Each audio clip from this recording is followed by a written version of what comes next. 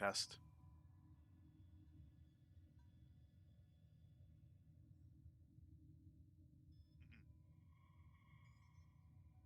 Test.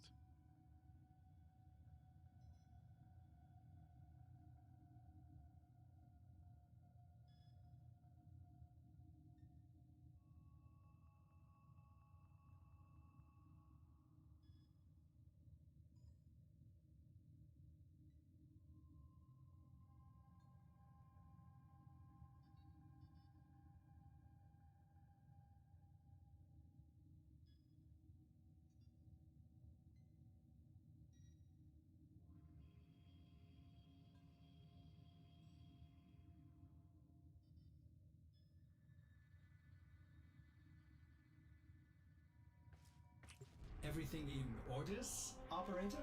Is that a pun? I will attempt to bypass this fault. Oh, Mr. Parvos will be so pleased with me. Do I look okay? We all have a shadow, darling. I am yours, as you are for certain mine. Can we talk about Mr. Parvos? I'm sure if you just listened to what he's all about, you'd see he has such wonderful, perfect ideas. Would you do that for me? Creepy.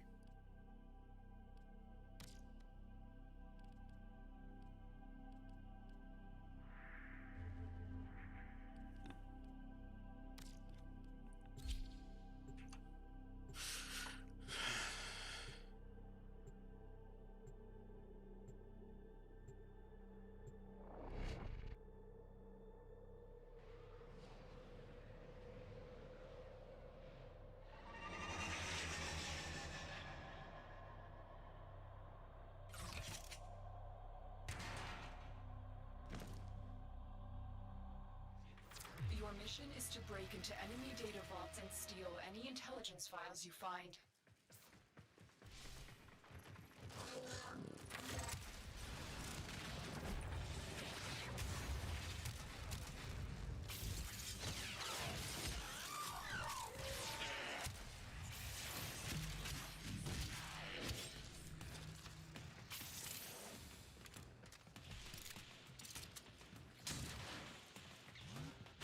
That was a close one.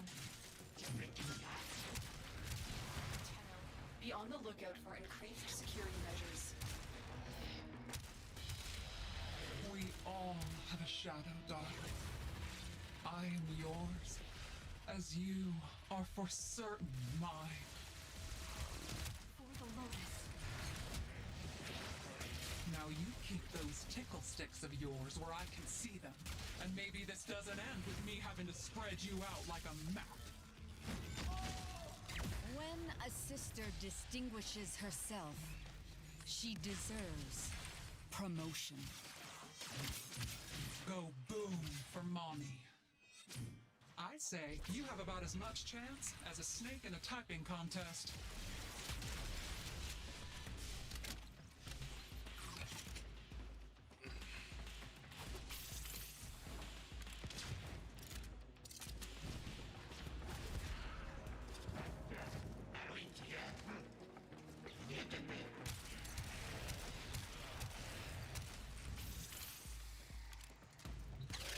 You're nearing the console.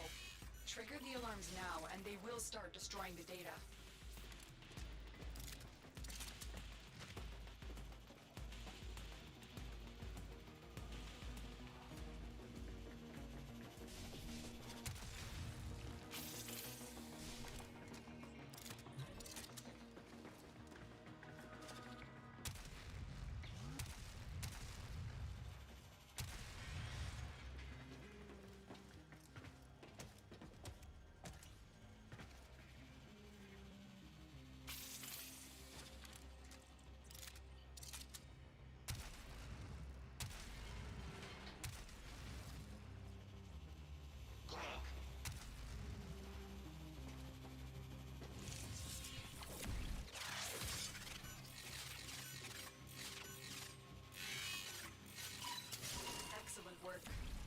extraction with no alarms.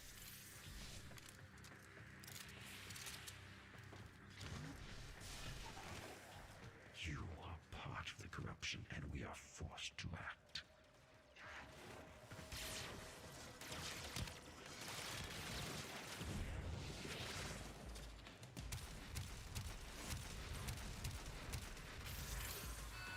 I figure you're gonna last about as long as a moth in a candle factory. Yes, I do.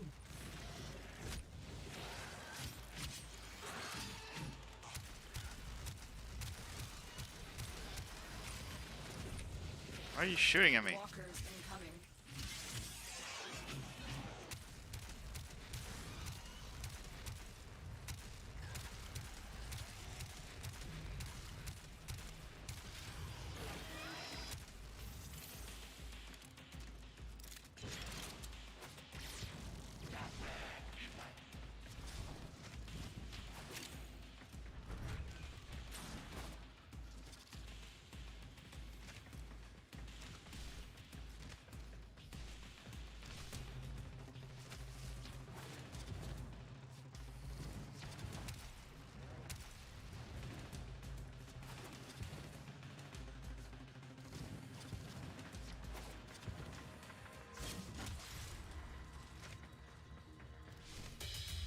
I think we need to talk about your attitude.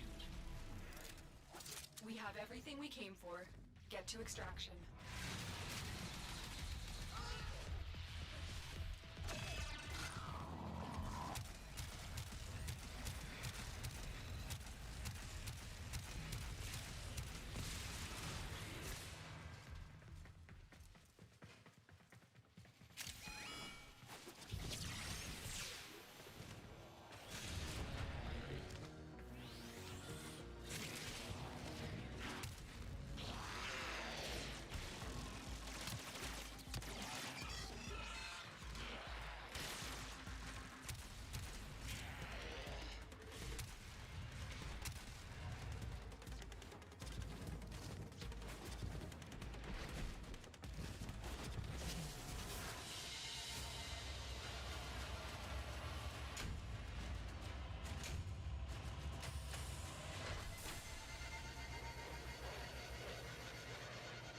Number of world types exist, and all would hold their own specific benefits to you as a governor. The top of the pile likely being governor of a garden or paradise planet, and yes, these are a thing, believe it or not, in the Imperium. They are worlds of staggering natural beauty, highly cultured places with massive, luxurious restaurants, dancing rooms, maybe even some form of casino for the nobility to enjoy, as well as any number of associated pleasurable activities. Use your imagination. To be a governor of such a world is just about as idealistic a role as you could hope to have. Other planets that could be enjoyable are, yes, feudal worlds, because they're fairly idyllic in one sense, simple people leading simple lives, or industrialized worlds that are not too far from the 21st century on Earth. These are a thing as well in the future. Even hive planets, because while hives for the lower human drones are an intolerably cruel existence, for those at the top of the pile it's quite a different matter. They will have access to just about every luxury you can think of when it comes to urban living. As a governor you have, as with other roles, immense power, and through this power opens up to you a lifestyle that is simply unimaginable to many Imperial citizens.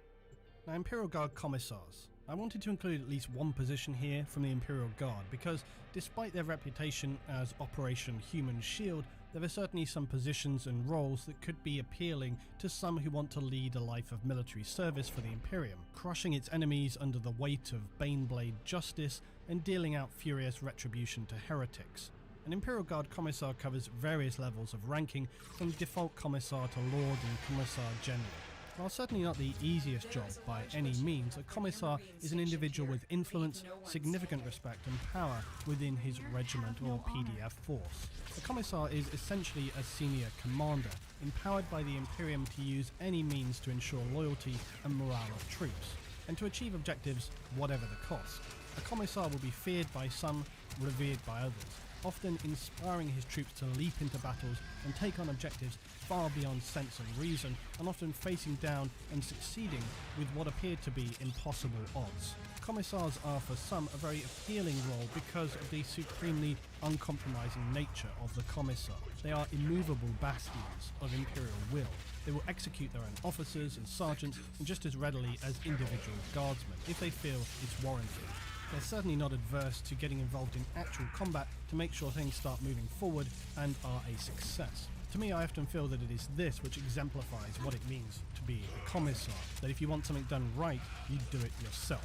This attitude is what I think is most appealing as a commissar role, to lead by brutal example and expect nothing of your guardsmen that you are not willing to do yourself.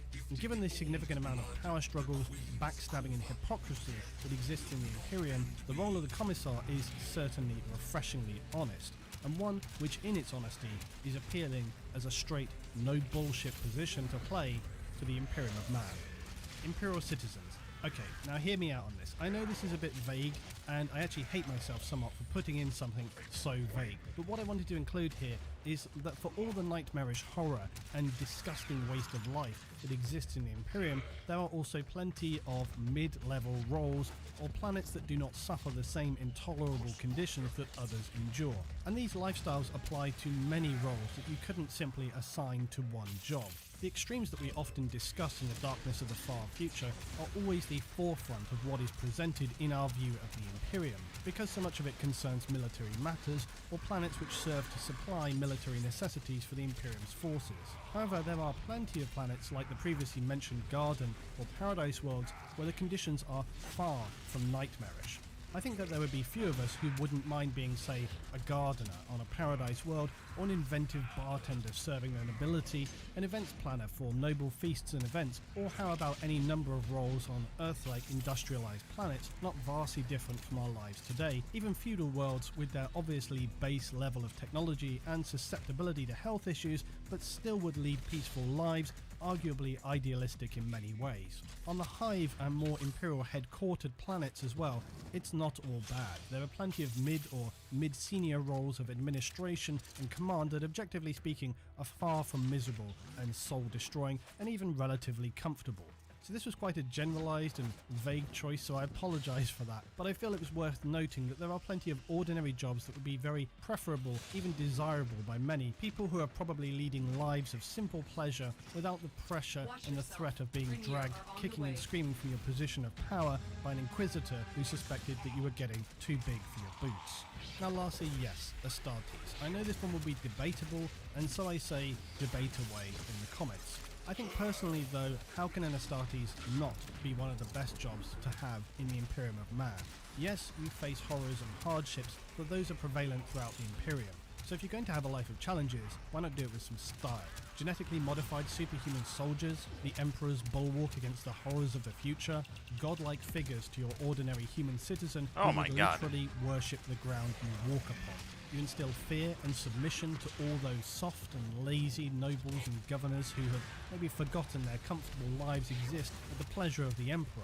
It's true that Astartes, the Space Marines, serve humanity, not to rule it. Yet at the same time, in the darkest, most recent days for the Imperium, under the leadership of the Ultramarines Primarch, returned now as Lord Commander of the Imperium, the Astartes maintain their role as mankind's legendary and premier fighting force. Yes, there are those who wield niche, excessive power, like the Custodes or the Grey Knights, but these specialist units are highly specific. The role of an Imperial Space Marine, each chapter with their millennia of history and unbreakable brotherhood, is one of the most appealing roles you could hope to take on. To serve the Emperor as one of his finest warriors, to destroy, purge, exterminate, and bring down vengeance upon the enemies of mankind. Powerful advanced weapons at your disposal, backed up by chapter brothers, each one an expert and fiercely loyal fighter in the name of the Emperor. There can be little finer opportunity than to serve the Emperor as one of his multi-role expert fighters who are truly the most iconic figures that exist in the Imperium of Mankind.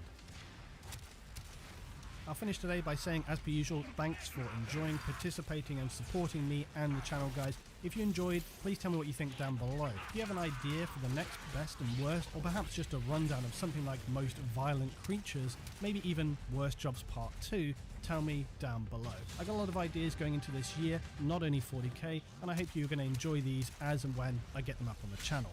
But for now, thanks for watching, and I'll see you all in the next one. You have broken their ranks and they are on the run. Another successful mission. Find extraction.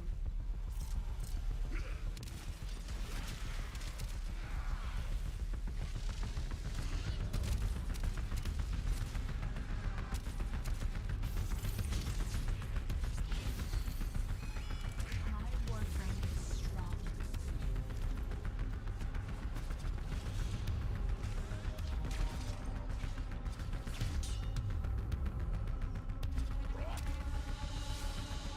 Because I am gonna make elegant. I have something you never will. I have enough. I also have enough. I am taking your money.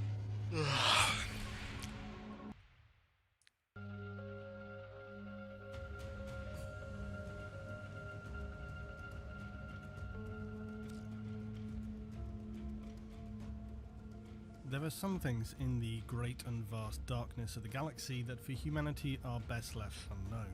For others, the pain inflicted by those most deplorable of creatures goes far, far beyond the physical. There are some within the Imperium who, through no fault of their own, are exposed to and understand the suffering inflicted by the darkness of the warp and the chaotic entities and beings that existed within that parallel space, but they are not the only ones who carry darkness within them. There are others who are in many respects equally depraved, figures who live each day and every day to inflict suffering, but not just pain, not just tedious, banal pain through physical agony, no. There are those who have made the suffering of others a culture in its own right, whose citizenry bathe in the distilled pain, despair and agony of others. The Eldari, otherwise known as the Eldar, aspire to somehow salvage and then reclaim their lost glory and respect throughout the galaxy. There also exists somewhere out there in the void their polar opposites, and they are known to the Imperium as the Drakari, or more crudely, the Dark Eldar. And for these lost souls, unlike their brethren, they have no such laudable aspirations. Instead, they're content to wallow and saturate their minds in the darkness and nightmarish orgy of pleasure combined suffering that once first unleashed the thirsting god of Slaanesh upon the galaxy. The Chaos God who, in its violent birth, obliterated the Eldar civilization as it was and brought an end to the Age of Strife. Where the Proto-Drakari destroyed their own race in this moment, they unwittingly enabled humanity to be reborn into a new age where the Emperor of Mankind would rise to power and his warriors step out to dominate the galaxy as part of a new Imperium of Man. There's nothing, what? Unlike the vast majority of the Eldar though, some saw the horror that lay on the horizon and made preparations accordingly. Others were lucky enough to find themselves protected by a coincidental alignment of perverse necessity. This is the story of those depraved beings. For today, we will learn finally about the Dark Eldar.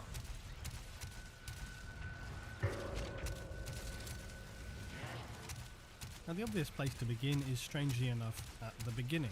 Except I've already talked at length about the first origins of the Eldar, their early history, their mythology, and how they're able to assert dominance over the galaxy. If you wish to learn more, see my Dark Origins Part 2 video, which is linked at the end of this one. Also, people often ask questions like, what were the Eldar doing for the many millennia that led up to the expansion of humanity during the Dark Age of technology? And the answer of course is, this time is greatly clouded and very uncertain to us. However, we do have some glimpses and some understanding about this time. It's possible it was that that. similarly to the Tau I and didn't even know. humanity, the Eldar were in fact so arrogant in their great power that they Oopsie. underestimated humanity's ability to develop, and by the time they had noticed how powerful we had become, there was little they could do about it. No overt documentations exist that point towards an Eldar-human conflict during the Dark Age of technology, and as humanity existed at a much higher and more developed plane of existence during this time, it seems likely that they held a guarded, but perhaps cordial, interaction. There was an Eldar Shadow Seer, Lariel Ray, who mentioned in an offhand comment that the Eldar had defeated the ancestors before the time of the Imperium, but it was no more than that. A dismissive, provocative comment that could be taken as an off-the-cuff insult more probably than as a fact. One thing to consider though is that in the time of humanity's rising, the Eldar were probably already on something of a slide down and were very preoccupied with this, and far less interested in some focused sense of what other races were doing. They considered them unimportant and most certainly not a threat. I must as always point out that this is entirely my own speculation, but as usual I feel it's reasonably logical of an assumption given what we know combined with no other substantially contradictory evidence. The point being that the Eldar were just for the longest time doing their own thing. The warp had been locked away, and that's another thing I need to talk about some more. The Necron was sleeping, and this left the Eldar with complete dominion across the galaxy. Like all empires, they slowly, over vast periods of time, began to slide into a slower, decadent, more moral decay, and that was apparently left unchecked. And by the time it had become established enough to be obviously offensive to many within Eldar society, it was already too entrenched to do anything about it. But the Eldar were truly masters of all. Like the humanity in the Golden Age, they had very little to worry about. Their technology was so advanced they were able to basically print matter. They had all manner of machines to do any kind of work which was required, and on top of this, they feared for nothing, which you would expect from a race which were able to destroy planets and then rebuild them at will. Any enemy to their mind could be easily extinguished. In fact, discoveries have been made that suggest the Eldar during this golden period had developed their understanding of psychic power and how this can be channeled into the material realm. Though they actually had developed technology whereby they were able to simply think of a thing and it would be born into existence. And this could be, say, an infantry grav tank, a titan, a starship, theoretically even an entire planet. So they would connect themselves to this machine, they imagine this thing, and there it is. Now the power of this is obviously terrifying to even consider. Now if you want to read more about that specifically, and I'll say thanks here to the community who helped me to pinpoint that as the book Fist of Demetrius, because I knew I could remember it from somewhere, but I couldn't remember that specific book. This is where some Imperials find an ancient complex with a machine that allows things to be materialized seemingly out of thin air. It's a very interesting point of the lore, so it's worth looking up. It's a good read. The main thing though to understand is that the Eldar before the fall were an extremely advanced race both in mind, spirit and physically. They have senses far beyond a human, they can move like lightning faster than human eyes are barely able to perceive, and their emotions are so strong if a human had to try and process them, it would either send them insane or they'd just break down into mental jelly. Now unbeknownst to the Eldar, who had for millions of years existed with the warp as their source of power, things were stirring in the immaterium, dark things. And it's important to remember that what feeds the warp the most is excess of emotion. So many people are quick to assume that the Eldar played a great role in creating the dark gods of chaos through the war in heaven. And the best assumption about this is that this is not entirely untrue, but it's also not accurate to say this definitively as just a default assumption. The Eldar, you see, because of their extremely powerful emotions, have always been aware of this having some level of destructive capability, and so they learn to control this, both in battle and throughout their lives. Another thing to remember is that when humans die, their souls feed into the warp. Pre-fall for the Eldar, this was not the case. Eldar souls are not the same as human souls, and the Eldar would be reborn over and over.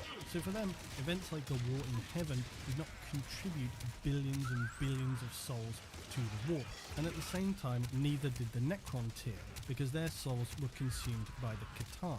So this is a fundamental error people make when they're assuming that the war in heaven created the Chaos Gods, when nearly every aspect of it appears to have been not that significant in contributing to the warp. Now, it undoubtedly will have had some effect, of course, because the Catan were going around destroying planets. However, they were also feeding off of the souls of the living creatures there. This is another mistake often people make when they say, well, the Catan were destroying all these planets and there was destruction everywhere. How could that not have fed into the warp? Again, because that was the whole reason why the Catan were attacking those planets, was to siphon the soul and the energy of the living beings. So that stuff didn't go into the warp. Of course, their suffering and anguish and all these other things did. That undoubtedly contributed and fed into the warp there.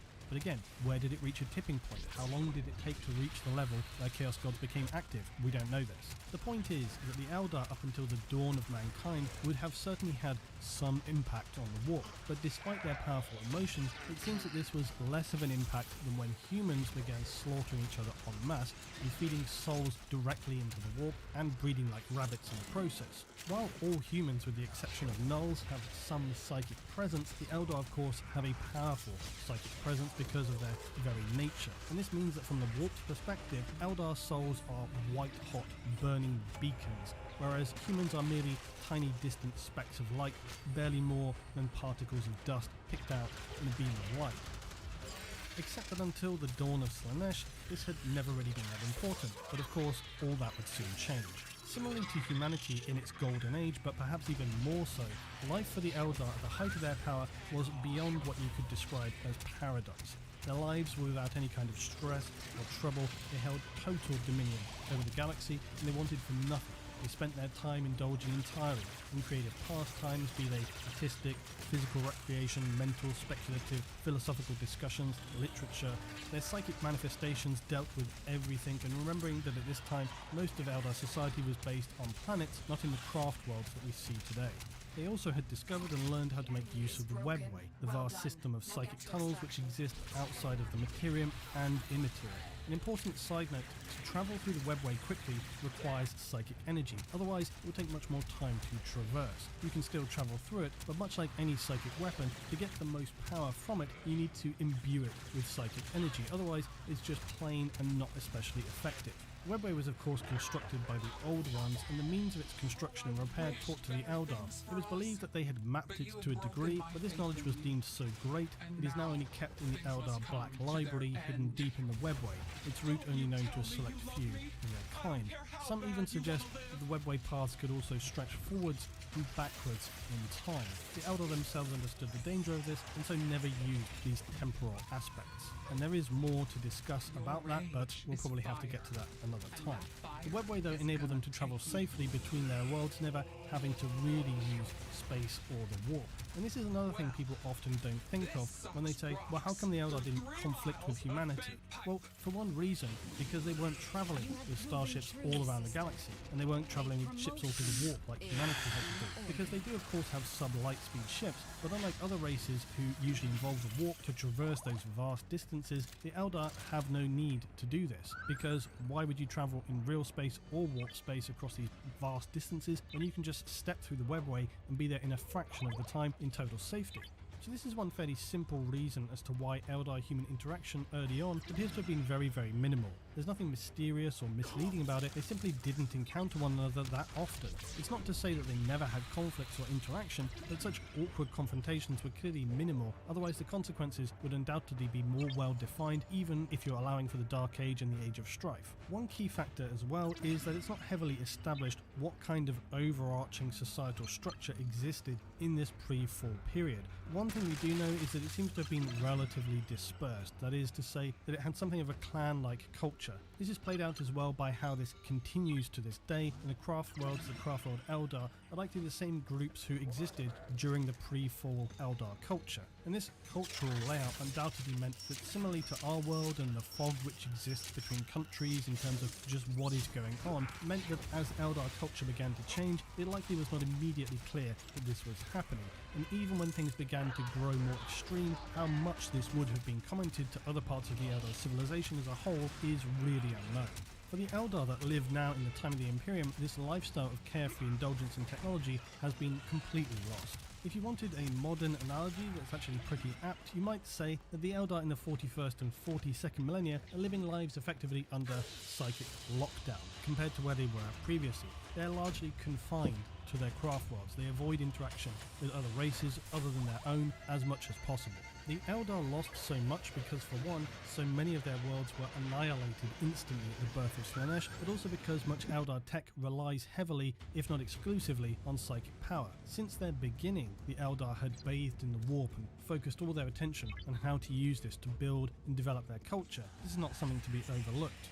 While the Eldar do understand science, as do humans, because they are an advanced race, they never went through that same process of research and industry and mechanical fabrication as humanity has. In fact, there probably are things that they don't understand which humans do. They instead base their culture on Wraithbone, a psi-plastic based on warp energy crafted by what are known as bone singers. Whereas the Imperium is based on Golden Age knowledge that is heavily science and mechanically focused, the Eldar use psychic power and the warp for almost everything. But because they're so weakened and fearful of attracting the attention of Slaanesh, this greatly limits them in terms of what they can use. It's still a lot more than other races, but nowhere near what they would have been doing pre-fall. And this is one reason why they are so hamstrung in the 41st and 42nd millennium. And then of course we come to the Dark Eldar. For the Dark Eldar, things are very different. Essentially, their fear of Slaanesh led to a very severe decline in the use of psychic power, and this has then caused their ability to effectively, if at all, use psychic power to completely atrophy. Now, as I said before, it's not entirely clear what kind of power structure the Eldar had pre-fall. They appear to have had some sense of nobility, respected elders that seemed somewhat divided by what could be described as clans. Probably the best way to think of them is similar to the period of Greek city-states, where there was no real central government, but they were still informally united. Their specific areas were independent. This seems to be somewhat of a reasonable comparison to pre-fall Eldar. It's likely that far back in ancient Eldar history, they were more united as a single people, but over time they fragmented into specific areas doing their own thing. And basically they had much in common, language, collective history, and so on, and for the longest time there was really no need to form some huge overarching government, because simply there was no need. You usually have some kind of overarching structure to handle things and deal with threats and make some kind of collective decisions because it's necessary. But the Eldar didn't need this. Their lives were provided for, and within their very specific regions, decisions were probably made by just a council of elders. That's elders, not Eldar. It probably didn't need to be any more complicated than that, and if it did, they probably would have grouped up and come together. But most of the time, that was never necessary. So as time progressed, this fragmented structure probably made it more difficult for them to develop a consensus on how to avoid the problems that were beginning to occur in their society, in the social sense. And in all probability, this probably actually made them far worse of a problem, with some worlds starting to fall into ruin, others had some sense of what might be coming, but they didn't really see elsewhere what was happening, and others were just in between.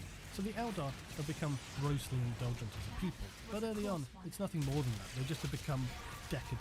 And this then arguably inevitably leads many to begin craving such a lifestyle of excess. And to use one of my always favourite close at hand quotes, some Eldar factions or clans sought to become explorers in the further regions of experience. That is to say, they began experimenting with pain as much as pleasure, and perhaps a combination of both. As with all addictive vices, this slowly began to spiral out of control. Those practicing such indulgence lost sight of things and became more and more perverse. Eldar society was overall now rotting morally and ethically, like some virus spreading through their culture. Some worlds were entirely consumed by this attitude, others were less so. But everywhere they had transitioned from lives of relatively innocent excess and indulgence to now truly abhorrent and perverted acts that were intended to be extreme enough to satisfy the ever more desensitized senses of the slowly darkening Eldar. In the beginning, the core of Eldar society were not distinctly aware of what was happening because much of this slide into depravity was happening behind closed doors. Cults and strange societies were being whispered about in the streets. We can imagine how such things can happen. It begins with tentative conversations, questions, probing to see if you're a good fit for the group. Once trust is gained, you get an invite to a meeting, and it's downhill from there. Over time, these groups became more brazen. They might publicly test the waters with their morally questionable activities, seek to diminish it as extreme, so that society slowly becomes numb and exhausted by these conversations about these groups, and a little bit more, and a little bit more, and finally it's too late. It would only be those who are known today as the Exodites who started to understand early enough the direction things were headed in. You could very much consider them the doomsday preppers of the Eldar, because they saw the writing on the wall and were basically like, we're getting the hell out of here, and began to retreat to worlds that were very much on the periphery of Eldar society and the galaxy, selecting worlds to settle on where they could keep well out of the way of what was coming. More than this though, the Exodites were also essentially doom prophets, and as most doom prophets are, they were dismissed out of hand by the majority of society who just did not want to admit or even consider at such an early stage that they had a major problem on the horizon. And this was one of the weaknesses of the Eldar, that their sheer unbridled arrogance and ego, and as I often say, it's all too commonly the nature of things that people never want to change a comfortable way of life and react to a situation until it is literally too late to do anything about it, and you can take your pick of real-world examples because they're so readily available. Unfortunately, these doom-mongering calls of the Exodites were brushed off as being either puritanical ranting or a disingenuous project of fear-mongering that would surely not come to pass. The counter-argument of the Eldar pleasure cults would be a, well, what's the worst thing that can happen, rationale. What came next was the beginning of a total breakdown in the Eldar civilization that saw their formerly casually united worlds become more and more polarized, and this is when many began to see that things were not going in a stable direction and began advocating for an end to the excessive lack of self-control that these dark pleasure cults were displaying, and the other side, of course, pointing back ever more viciously, screaming that they could do whatever they want, and regardless, what were they going to do about it anyway? Now, you might have thought that this would be where a civil war could break out, but it seems that the Eldar, trying to avoid a further downward spiral, understood that such a thing was not going to be helpful or improve the situation in any way. Plus, if that's how things went down, it was probably already then past a point of that being able to constructively save the situation. But arguments begin to break out more and more to try and rationalize things. Some already then past a point of that being able to about how their lives have no meaning because they no longer seek to move forward or struggle for anything, and while those in the opposite camp would posit that it is in fact exactly their lives of extreme endless experience that must exist to honour those who could not have achieved such things before, and that this was in fact entirely the pinnacle of lifestyle that they had always sought to achieve. They were doing the right thing and they should embrace this and continue to push it forward. As things continue to deteriorate though, they of course become progressively worse. You hear descriptions of the darker aspects of Eldar society no longer being satisfied with just pleasuring and experimenting among themselves. This is where we begin to hear of the earliest gangs of the pleasure cults capturing innocents, dragging them back to be preyed upon, tortured for days or weeks or months in the most perverse and creative ways imaginable. By now, the Exodite Eldar are long gone, having abandoned their civilization, believing it to be a completely lost cause. This is also where we begin to see parts of Eldar civilization moving from their planets to resettle further out. We also have the first Guardians who strive to reinforce the traditional Eldar way of a more pure lifestyle, but with violent actions if necessary, but nothing really that amounts to more than just vigilante action, nothing more unified than this. And then you begin to finally see the creation of craft worlds, bastions designed to house only those of pure spirit, created out of a necessity, as their worlds are now being ravaged by those individuals consumed by dark excess. The craft worlds would of course in time become replacements for the broken worlds of the Eldar that now contained little more than the remnants of what wonder and glory had come before. And as they begin to reach the end of days, Eldar society is in a complete state of collapse. Many worlds are now in essence entirely consumed by nightmarish horror and dark cults who have turned the once glorious worlds of the Eldar into brutal hunting grounds. Ruined wastelands of suffering populated by deranged individuals who scavenge night and day in total desperation to feed their insatiable addiction to pleasure and suffering, that they can now only indulge in by the most extreme acts to try and elicit any small sense of feeling. The members of these dark cults have become basically numb to any feeling now, be that pleasure or pain, and this numbness only pushes them further and further to imagine by what means can they possibly feel that rush, that mental saturation of emotion, and their only means to now achieve this is to enact in the truest sense the most unimaginable horrors on their victims.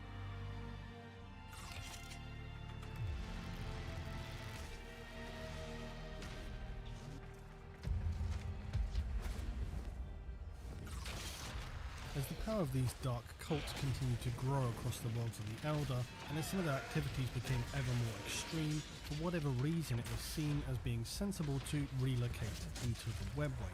And this move by some of these cults in what is still essentially the pre-fall toward the webway is what I'll simply refer to from here on as the Dark Eldar, because they then begin to commandeer hidden ports and they set up strongholds at key webway junctions to ensure the security of their debased pursuits. So this is important to understand because it can sometimes have a sense that the decay of the Eldar was a chaotic anarchy where psychopaths were just running wild, and that's not entirely untrue. However, those at the higher level certainly had a more ordered sense of their debased pleasures in these darkened cults, the Dark Eldar. These webway junctions and access points were all connected to a vast, sprawling city constructed inside the webway itself, and this was the Eldar city of Khemora. Khemora was originally the greatest of the webway port cities, just of the Eldar, and it was able to transport a fleet to any of the most vital planets of the collective empire by virtue of its many webway portals. Because of this access it granted to far-flung corners of the Materium, it was seen as being the most important location in the entire webway.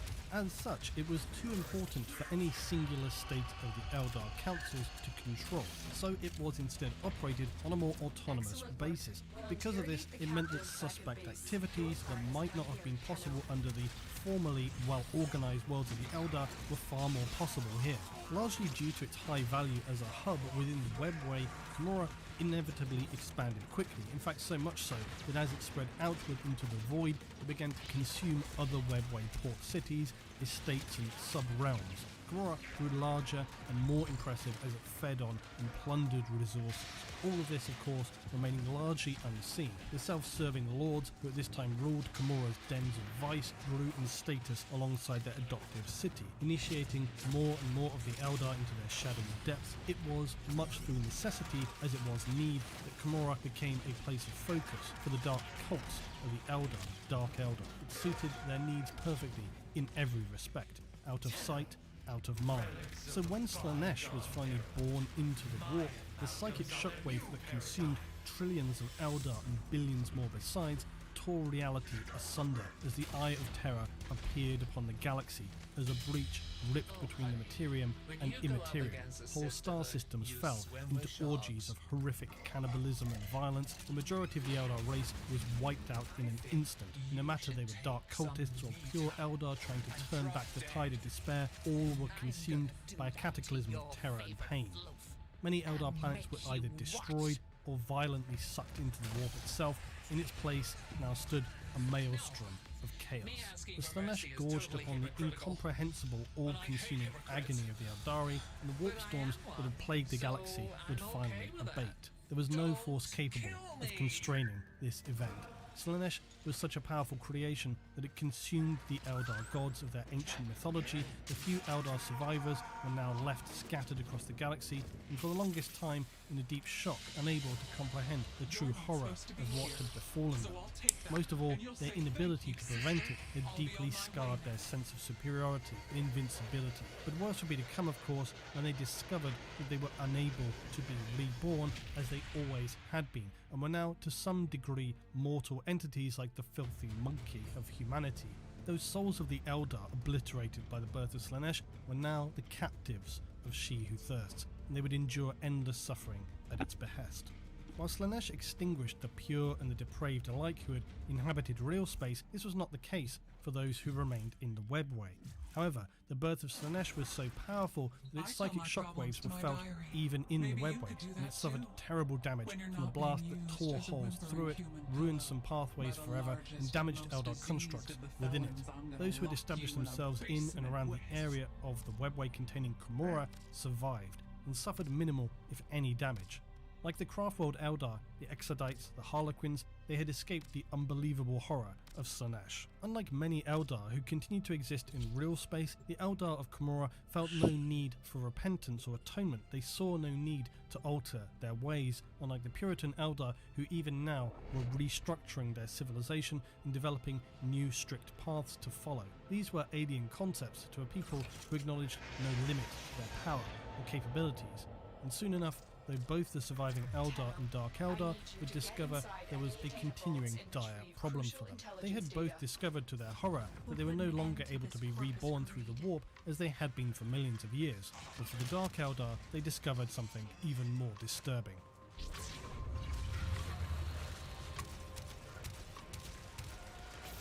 Now, I don't want to go too heavy on this. Is what I originally wrote for the intro to this section, then I scripted out enough for an entire standalone video. So, instead, I've tried to distill down the essence of what I originally wanted to say, and that is a rough sense of the Eldar rebirth and their soul. The fall created a situation where the Eldar could no longer be reincarnated. And secondary to that, it's also important to note that it is clearly stated that Eldar gestation takes considerably longer than that of what are referred to as lesser races, be that other humanoids. For the Drukhari, for the Dark Eldar, traditional trueborn children are extremely rare and something of a status symbol in their society. In relation to this, descriptions of a longer gestation is not clarified any further. However, my speculation is that given the fact this description points towards the possibility of it being very difficult to conceive, it made me wonder if Eldar do not bear comparison to fictional worlds like Children of Men, Handmaid's Tale,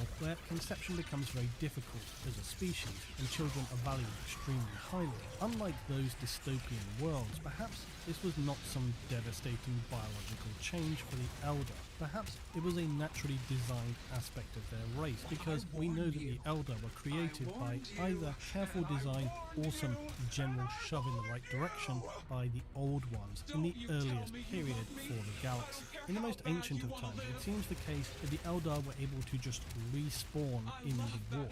This could be a reason why they didn't need normal or effective means of conception, or perhaps it was even intentional to ensure that they didn't run rampant and become too big of a problem for the Old Ones, who, let's remember, didn't plan on being exterminated by the Necron and Qatar.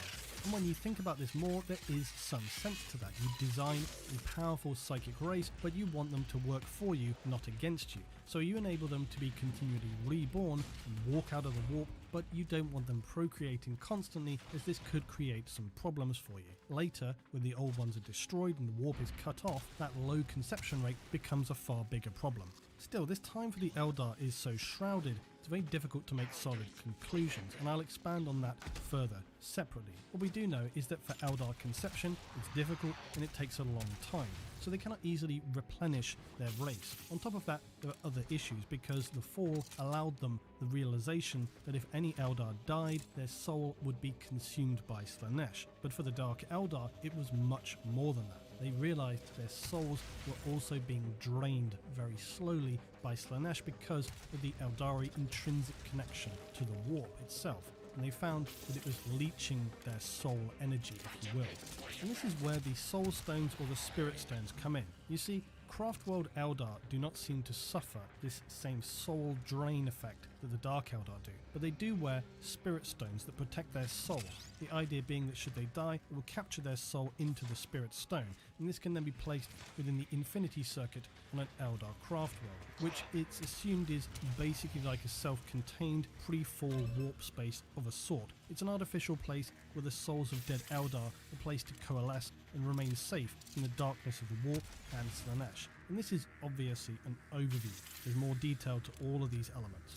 Now, another reason why Craftworld Eldar may be cautious about bearing children is that any Eldar, including trueborn Eldar, will need a new spirit stone to protect them from Slanesh. And spirit stones cannot be just fashioned, nor can they be repurposed. They can only be found on one of the Crone worlds. These are ancient Eldar planets which now reside either in the Warp or the Eye of Terror. So gathering spirit stones is not only extremely difficult, it's also incredibly dangerous. And even though the Eldar will often use wraiths to achieve this, it's sometimes just more trouble than it's worth.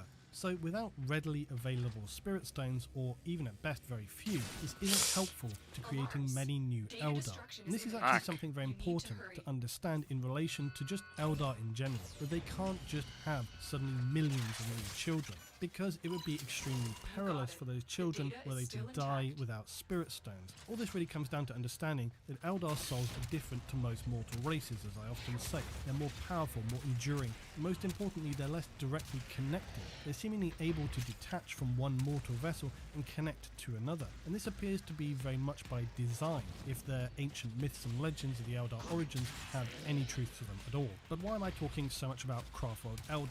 Well, because context. You kind of need to understand that to understand Dark Eldar. The Drukhari suffer what is referred to as this soul drain or spirit leech. This means that they're constantly bleeding their life force to Slanesh, and this is one reason as to why the Dark Eldar are unable to use spirit stones as the Craftworld Eldar do, because this soul bleed seems to corrupt spirit stones. It blackens them and makes them unusable. Also, spirit stones are usually given to Eldar when they are very young, and it forms an extremely close connection to the Eldar soul. They become one and the same in many ways, so that the nanosecond their soul leaves the body, it enters the Spirit Stone. Most Dark Eldar are by this point very old, and to try and connect them with the Spirit Stone is not only extremely dangerous to them, but it's also very unlikely to be successful, so they just don't use Spirit Stones. But with that said, they do have other uses for them. For example, an Incubi, a warrior order of the Jakari, whose sole goal is to kill as often as they can, it's said that they, as initiates, must kill a Craftworld aspect warrior in single combat, shatter their Spirit Stone, and return it to their hierarch. When this task is completed, only then can they be fully inducted as an incubus. The Sundered Spirit Stone is rebuilt into a psychic torture device known as a Tormentor and mounted to the incubus chest, where it exudes an aura of terror and malice that penetrates the minds of even the most dauntless foes. The bottom line is that for one reason and another, Dark Eldar do not use Spirit Stones. In fact, they have other means to return to life and not be captured by Slaanesh. This also feeds into the understanding that Eldar souls, like I say, not like human souls. They don't just fall like a drop of rain into an ocean. Eldar souls are much more stable and persistent and independent entities. They're almost like a permanent life force that's very difficult to extinguish and can be moved around. But before we go any further, what exactly is this soul leeching? Why does it appear to affect only the Jakari and not the Craftworld Eldar? Well, the answer is actually more complicated than you might think. And this unfortunately is another thing that is not especially clear. However, I did remember that there is some reference to this in an older text known as the Introspections Upon Perfection by Caesandrus the Anchorite, a Craftworld Eldar, and it comes in 3 parts as follows. Life is to us as the maze of Linnæan was to Ulthanash, its mysterious corridors leading to wondrous vistas and nightmarish encounters in equal measure. Each of us must walk the maze alone, treading in the footsteps of those that came before, but also forging new routes to the labyrinth of existence. In times past we were drawn to the darkest secrets and ran wild about the maze, seeking to experience all that it had to offer.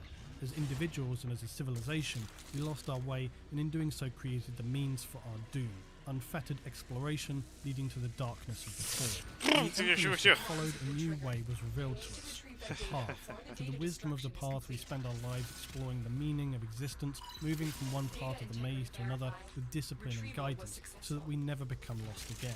On the path we experience the full potential of love and hate, joy and woe, lust and purity, filling our lives with experience and fulfillment but never succumbing to the shadows that lurk within our thoughts. But like all journeys, the path is different for each of us.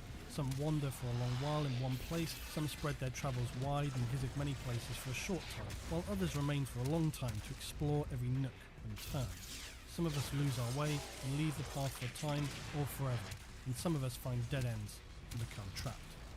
In the spring storms of youth, it is common amongst our people to question the validity and indeed sanity of our ways, most especially the pursuit of perfection in but one field of endeavour at a time, the path, as it has been called since our ancestors created it. While the young are intellectually capable of studying the tragic lessons of the fall and the great enemy unleashed by our ancestors, their view of the universe is too narrow to truly see the lessons intrinsic in the terrible events which destroyed our homeworlds and drove forth as survivors to wander the stars. It is true of all that in youth there is great bravery and great foolishness in equal measure, an abiding belief that no obstacle is too great to overcome, no foe too mighty to defeat, no problem so complex that it cannot be solved. Conversely, it may be said that those who survive the galaxy's tumult for long enough come to believe that all obstacles, foes and problems may not be resolved, only allayed for a brief sliver of history, which in turn is but an instant in the slow dance of the universe. Thus it is that young and old clash incessantly over the necessity of the path. The young rail against the restrictions it imposes upon them, much as our forebears did. They wish to taste every sensation, every emotion within their newfound world as soon as possible. They do not fear the great enemy that was created by the desires of our ancestors, for their whole conception of her evil is gleaned from distant tales and legends, and that which brought fear in the nursery is spurned and ridiculed in adolescence. Only with time can they begin to feel the terrible thirst which we gave her and begin to understand that she is a mirror image, a reflection of our worst excesses given life by the debauchery and depravity which preceded the fall. Long ago our race realised that the only way to elude the great enemy was to shatter the reflection, to live a life of denial and focus upon but one aspect of life, pursuing it unto perfection. That is anathema to the young, just as it is to the great enemy. The young do not desire the discipline of the path, but rather the curiosity drives them to try every fruit from the tree. Thus it is that so many take the path of wandering, or the path of damnation in their first years of adulthood, and so the great tragedy of our kind is played out again and again as the number of our people shrink from generation to generation. The greatest truth about the path is the simplest to say and yet the hardest to comprehend. In this profound moment comes a realization of the genius of the Azurean and the flaw in their genius. There is only one path, and it binds us together.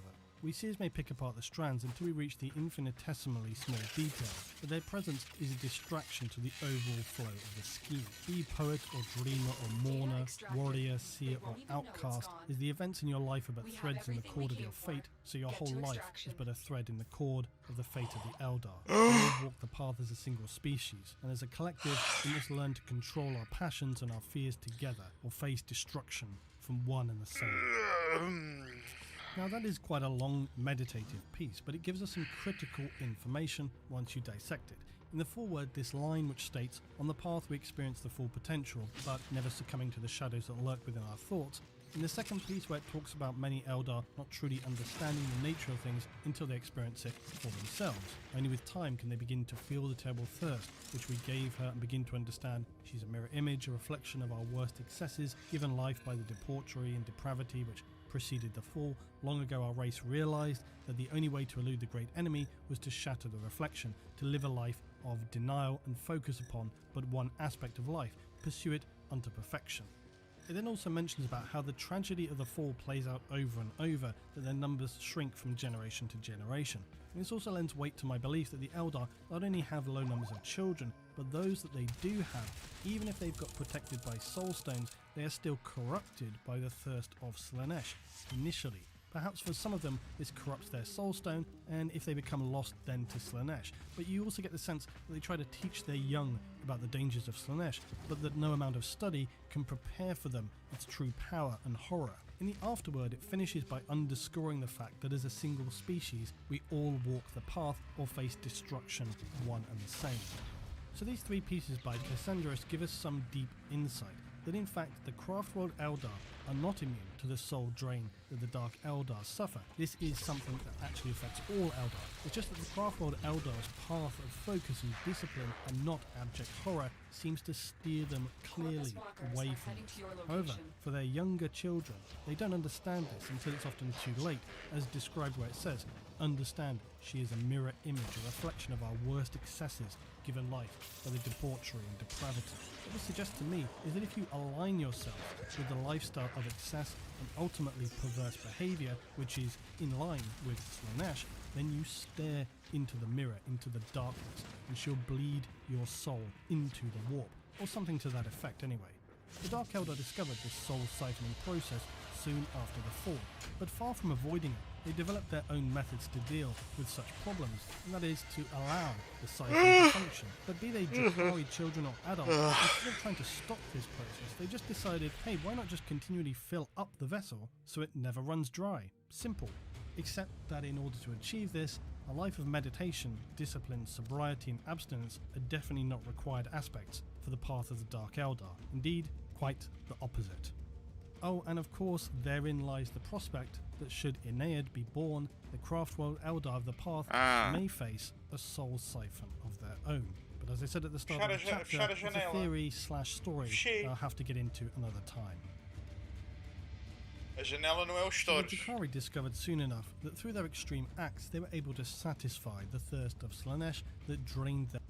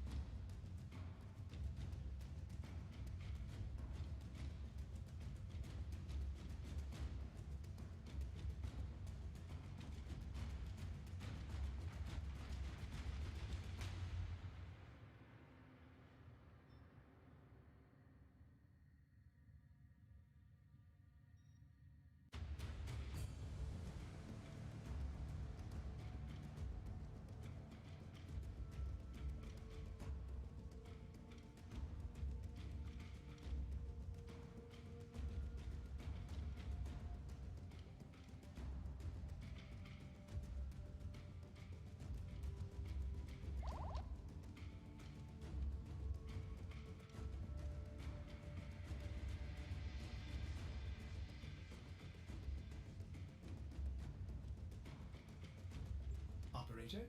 Are you enjoying the view?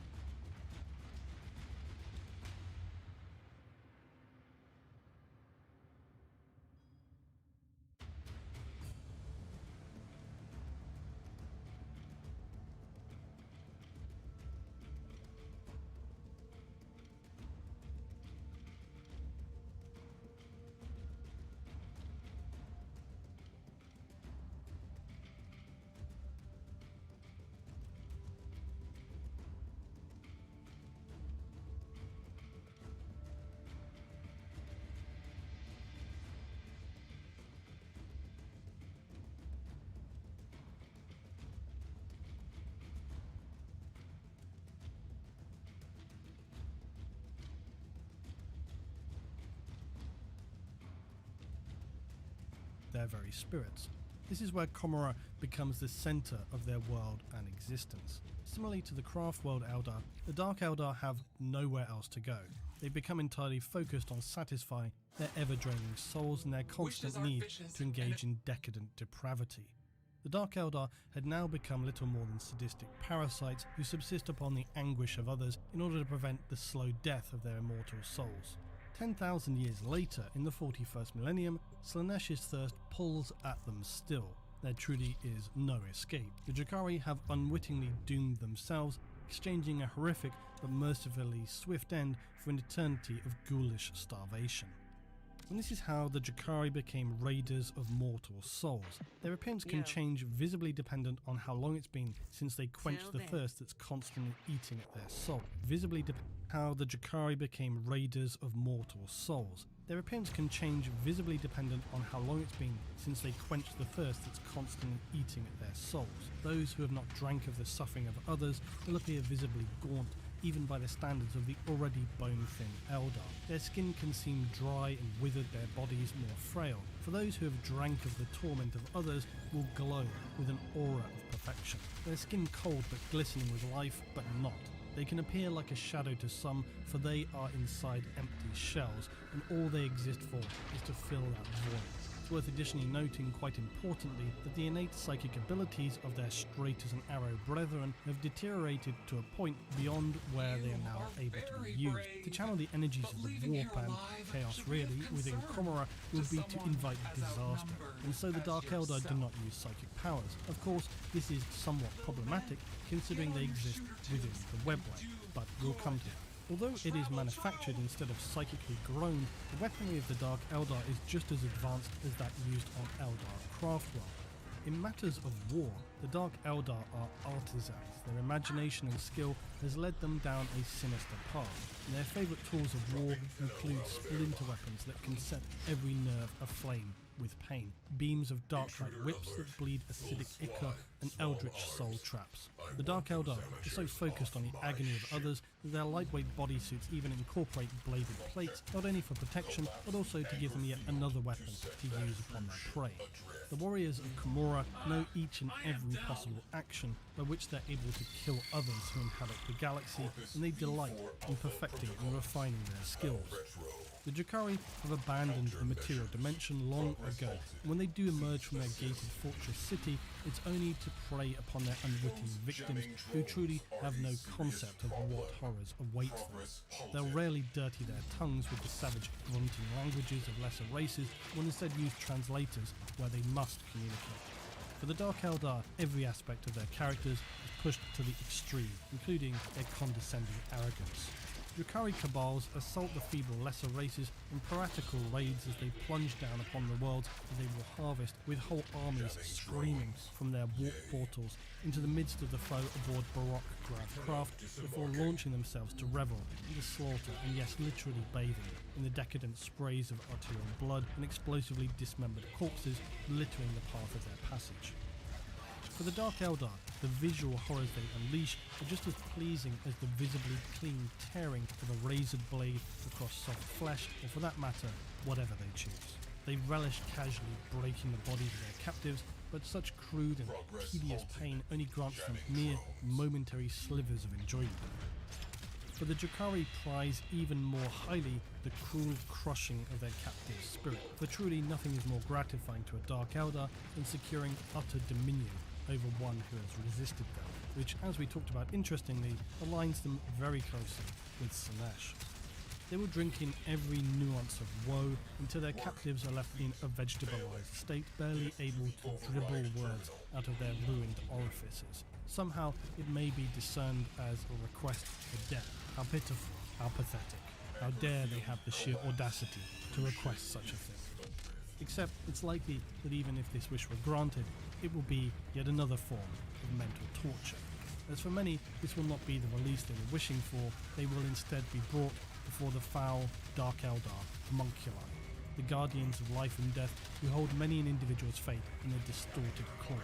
For the many whose minds are already beyond the point of conscious awareness but still able to feel, they will be rent and reshaped into undying trophies or even grotesque items of jewelry, furniture or decoration. Many a homunculized lair features disturbing, moaning, nerve-inducted twitching of things and objects fashioned from the still living remains of their favourite victims. Other unfortunate captives that no longer have any use will be slowly rendered down like so much fat. Their final fate is to become imbibed as some description of an elixir or powerful narcotic destined for the monstrous beings who stole their so precious lives. And all of this is the most narrow snapshot of what takes place within the darkest recesses of Komora. Komora is central to everything that is Dark Eldar.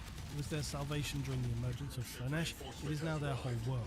Komorra is the launchpad for the Drukhari. It is their hub city by which they reach out into real space to then drag their unwitting victims back to the darkened corners of hell. It's important to understand that when we talk about the webway being a series of tunnels linking one place to another, it's a common mistake to think of it simply as that corridor or tunnel connecting two places. But the webway is far more than this. The webway, similarly to the warp, appears to ignore dimensional rules and physics. The spaces inside of it can be absolutely vast, large enough to carry entire fleets of ships, indeed entire cities, and who knows, potentially even planetary-sized bodies.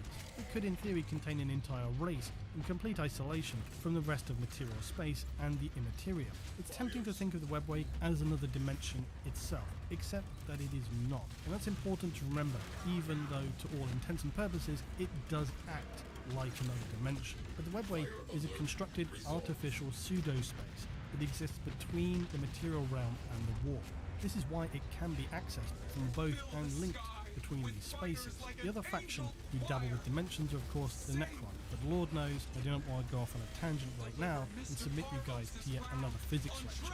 Many sections of the webway were destroyed during the fall and have further deteriorated in the time since. The wards which once acted as a defense against the dark energy of the warp were broken beyond repair by the fall, and when activity boils over within Komorra, the totality of the psychic signal of the Drukhari radiates even more powerfully than usual, thus drawing the entities of the Immaterium toward the Dark City like apex predators catching the scent of blood in the water.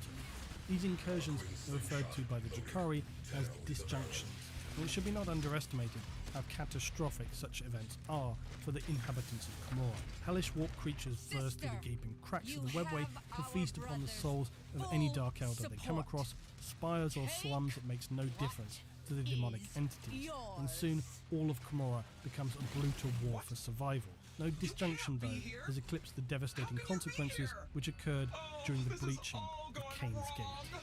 Returning to the webway and the city, though, the critical thing to understand is that although the webway is described as a bridge and a series of pathways, it can also open out into these large dimensional spaces that can allow for entire cities like Komorra to exist, and perhaps even bigger. For ordinary mortals to look upon the worlds within the webway, it can be a mind-bending experience, as ordinary laws do not seem to apply here. In fact, it can even seem as if the eye is playing optical tricks and become very difficult to look at for your average pleb mortal. And still, the webway is not what it once was, and now, even though they shelter from the storm of the warp, the Drukhari are far from safe here, and this only feeds their anxiety and heightened sense of their own precarious situations.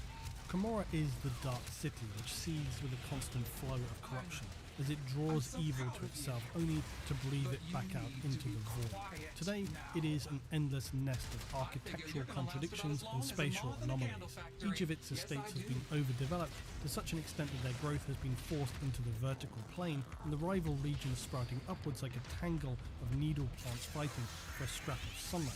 Each of these spires and towers is linked to its fellows by hundreds of curved arches and strands and crested with complex silver structures that glow with stolen energies. Its towering palaces reach both upward and downward, spiraling into the depths of captive space. With each passing year, the parasitic city seeks to devour ever more of the hidden dimension that acts as its host.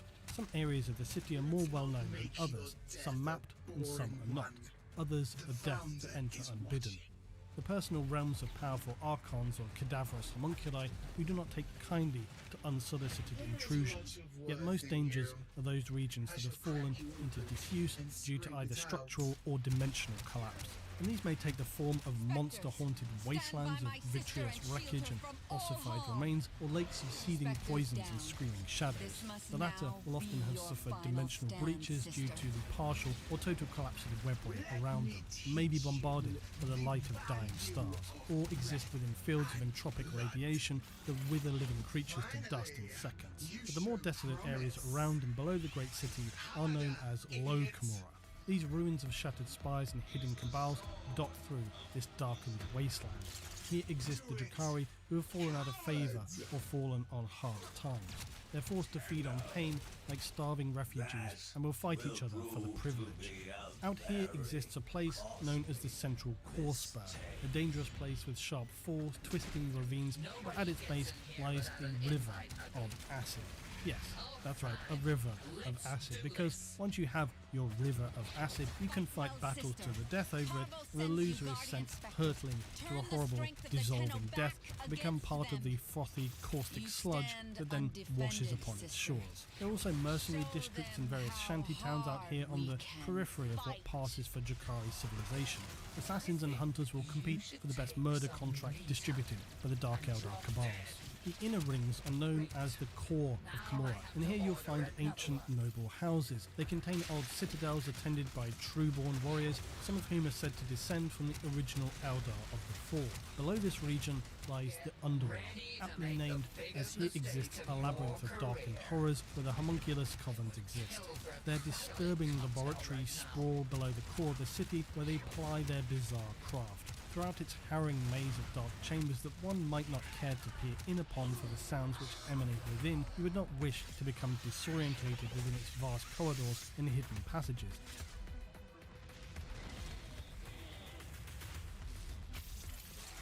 You're a loser. You'll always be a loser. Sisters, retrieve her corpse. Analyze this failure. Learn. Iterate.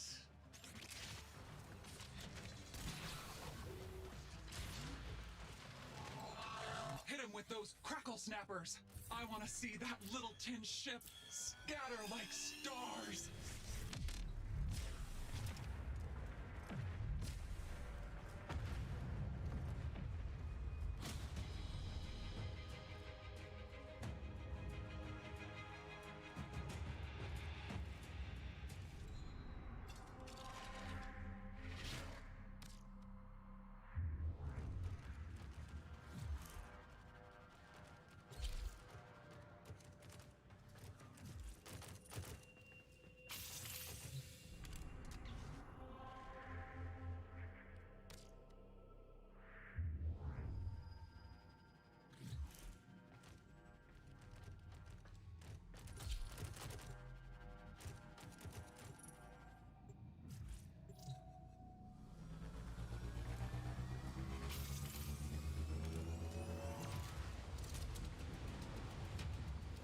Ice mine on a scope.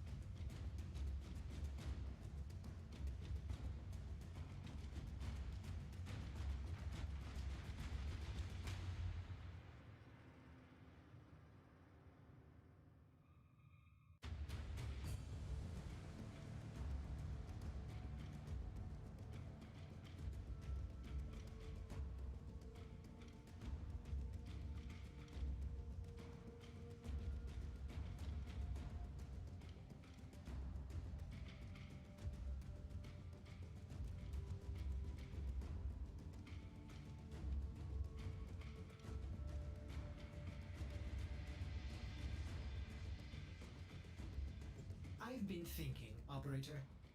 I thought you'd want to know.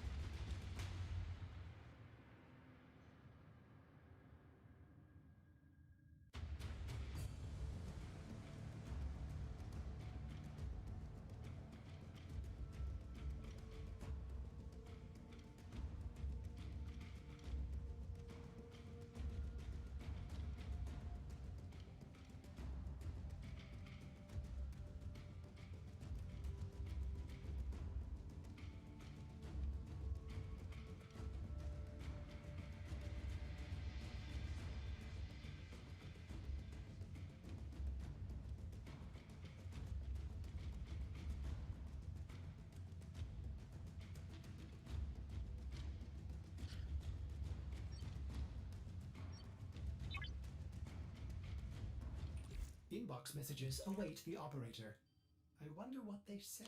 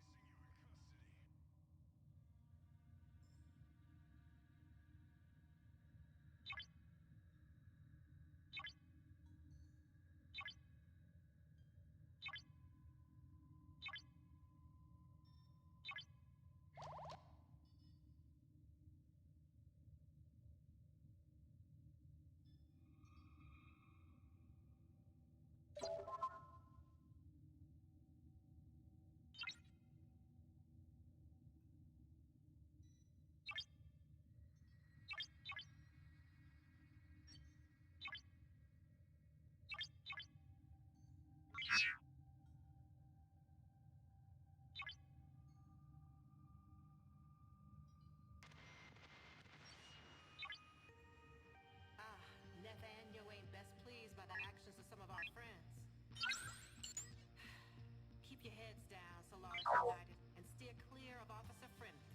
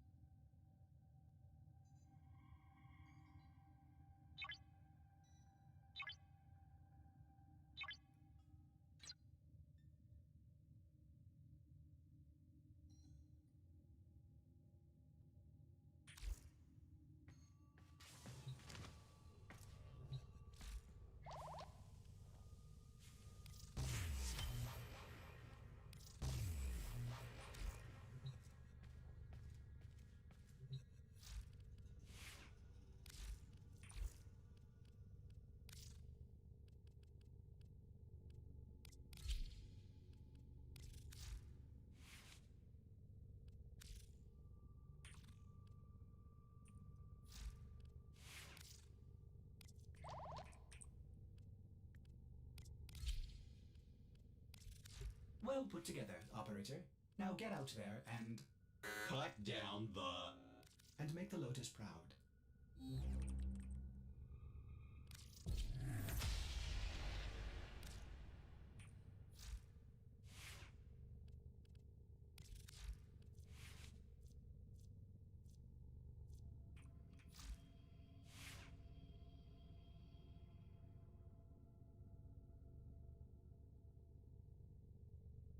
Its twisting stairwells are lit by lamps sewn into the eye sockets of incautious visitors, and the bodies of countless alien species are flensed so as to line the walls and exist as still living relief sculptures.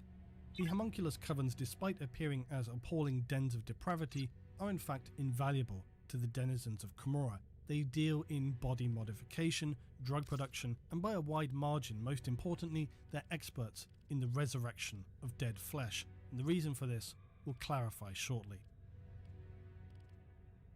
Lastly, we come to the aptly and definitely not over-dramatically named Chasm of Woe. It's a newer region of the city, and it's also one of the most dangerous and horrific. The reason for this is that the chasm is swarming with demons. Now this might sound strange and pretty contradictory, but it's a very recent development and a direct result of what is known as the Great Disjunction. And to understand this, we have to talk about Cain's Gate, which is a region of Camorra. It's located in the depths of its undercore and was known only to a select few. It is a direct gateway to the warp. Remembering what I noted about how the webway bridges between material and immaterial space, and that it can therefore be open to either, depending on, of course, where you are. However, the consequences of this opening into Camorra should be obviously not something that any would desire, least of all Dark Eldar. Now, in the period of 497 M41, something began to test the weak points in and around Camorra. Methodically attempting to locate points of entry, it was noted that a steady pounding began to be heard on the other side of the gates of Cain. And from there on, a figure who was known as Overlord Vect, a very powerful Cabal leader, indeed the most powerful Dark Eldar in existence, orders some 500 Drakari Incubi warriors to be permanently stationed at the gate.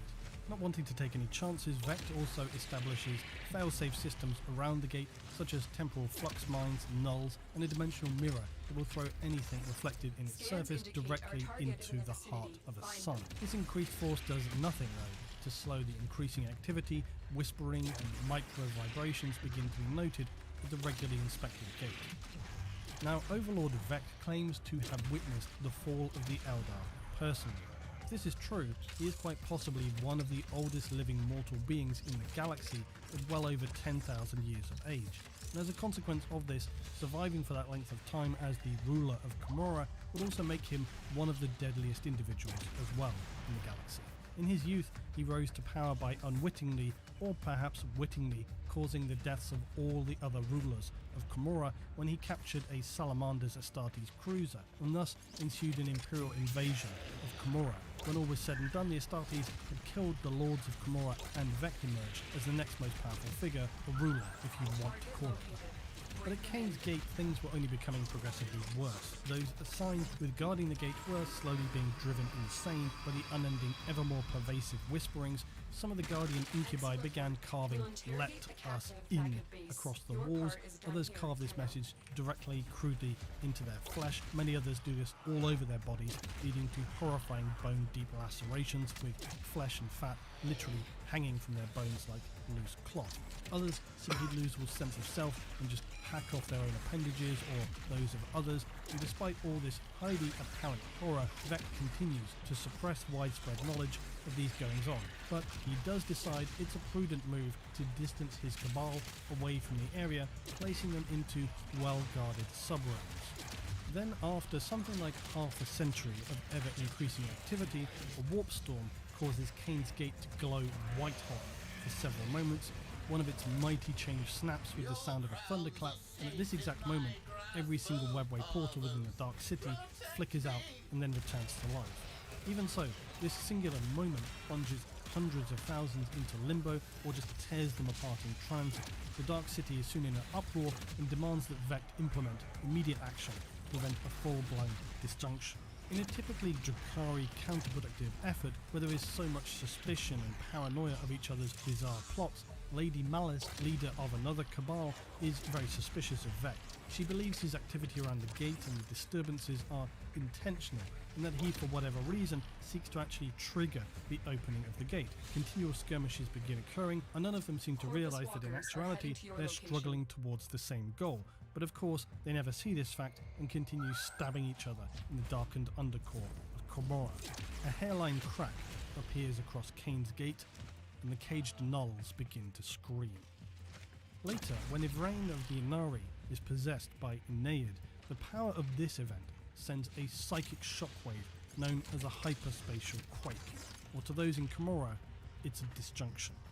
It causes mass destruction in the city as spires fall and millions die. But worse is to come as finally Kain's Gate collapses under the force of this disjunction. Psychic nulls surrounding it are killed by the force, and then quite literally, all hell breaks loose. Demons pour through the gate into Komorra, tearing to pieces any Drakari that they encounter. Vect had by now abandoned the most dangerous areas, retreating with his Cabal to these safely prepared darkened corners of the webway. Komorra would weather this. Should his rival Cabals do or die was not his concern. It is only when the warriors and slave armies of Komorra are stretched beyond breaking point in their efforts to save the city from demonic destruction does Vect then finally play his hand. He calls upon the Incubi warriors, utilising pacts and old debts to fight the demons. At high expense, the demons are steadily corralled into an area confined which now contains the distorted gaping hole that was formerly Kain's Gate. This area is then subsequently severed from the rest of Komorra, plunged into a nether abyss which comes to be known as the formerly discussed Chasm of Woe.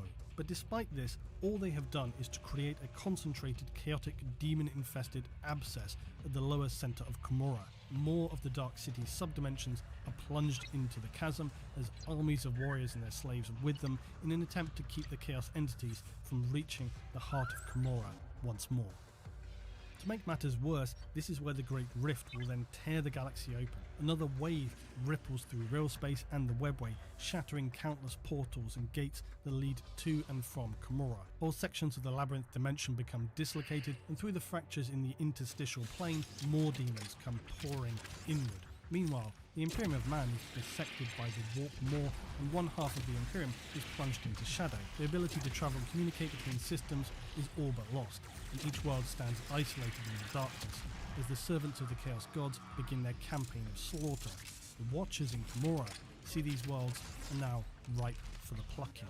But as appealing as such fresh fruits are, they must contend with the all-too-current cataclysms taking place in both the webway and Komorra. With every incubi in Komorra attempting to stem the tide of demons, long-standing bitter rivalries between the Dark City's elites erupt into bloodshed. Assassinations become brazen and commonplace, and the pall of civil war hangs over all. Yet right when the denizens of Komorra seem set to tear themselves and their cities to shreds, to the astonishment of all, Overlord Vect is murdered, cut down by mandrakes of an unknown master. Simultaneously, at this time, his essence is destroyed, and this ensures that he cannot be regrown by the homunculi, which we'll discuss shortly.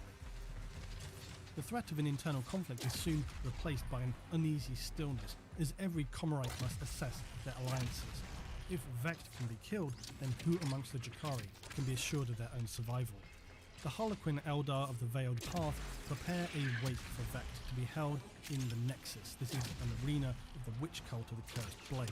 Many begin to suspect that it was the Cursed Blade who orchestrated the Overlord's demise. Others suspect it was the Lady Malice, for she and her cabal of the Poisoned Tongue have withdrawn from Komorra in the fractured spires of the webway. Nonetheless, the Great Wake is attended in numbers by both those loyal to Vect and by those who come to gloat before beginning a war to divide his territories.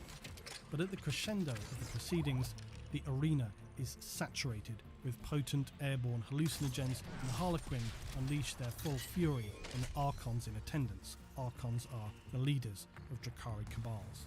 Joining the fray on the side of the Veiled Path Harlequins are the Witches of the Cursed Blade, as well as the Prophets of Flesh and warriors from Vect's own cabal. The blood of Archons flows in great rivers, and amidst the screams of agony and terror, Vect rises from the centre of the arena, his body perfect in form and his eyes filled with wrath. When the slaughter has finished, those Archons who remain faithful to Vect are resurrected by the Prophets of Flesh, as are some of his enemies, though they are remade as twisted monstrosities whose only purpose is to serve the Supreme Overlord by their suffering. Having culled the upper echelons of Komorra, Vect's position is rendered now nigh unassailable, and he declares himself a living dark muse. the nearest comparison to which might be something like a living saint of the Imperium, or perhaps if they were truly powerful, even something like a lesser god of the Eldar. Worth remembering though that Vect designated himself this position, so it's fairly spurious. The Chasm of Woe itself though was unable to be fully sealed. It now remains as an ever-present threat to the city of Khemura. The Drukhari tried to slow this doomsday encroachment by creating a series of sub-dimensions between Kane's Gate and Khemura itself. They transport dilapidated parts of the city into the path of the unending demon onslaught. In this way, the demonic incursion is kept from ever reaching the heart of the city. But in order to maintain this precarious safety, each day more of these sub-realities must be added to the chasm to inhibit the surging forces of chaos from them overflowing. Should they ever break through into the city itself, they will surely devour Khemura from within. As for the changing balances within the strange relationships of the Eldari, many Harlequin and Drukhari unite behind Yvraine and the Inari in their quest to destroy Slaanesh. Yet a great many do not share this vision. Residing in the high spires of Khemura, Supreme Overlord Vect continues to develop his plans to bring an end to Yvraine and the Inari, their grand quest posing a direct threat to everything that the Drukhari have sought to avoid for so long. The Drukhari contain a myriad of forces, to list but a few: the Incubi, Ravagers, Scourges, Mandrakes, Succubi, Witches, Hellions, Grotesques, and Kronos. But all of these we can look into later at leisure. For today, we will focus on three core areas of Drukhari culture: the Cabals, witch cults, and of course, the homunculi covens.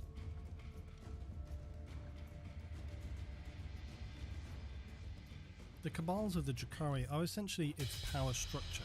It's not really a political structure in any sense, more a loose grouping of autonomous organisations who are a blend of organised crime, pirates and aristocratic nobility. All the best things for a healthy society together at last. The Cabals will vary wildly in terms of role, territory, reputation, power, and so on. Rivalry is fierce, and assassination attempts between bitter enemies is common. A small cabal will often house several hundred Eldar, while a major house may contain millions. In some respects, it's not all that dissimilar to a strange combination of Hive City nobles seeking to retain family power mixed with underhive gang warfare. They will focus on their day-to-day activities of capturing slaves, manufacturing drugs and weapons, territory control, and of course, cutting the throats of any upstarts who are developing ideas above their station. Elitism and cabal status is a way of life, with many areas of the city only being accessible to certain noble houses.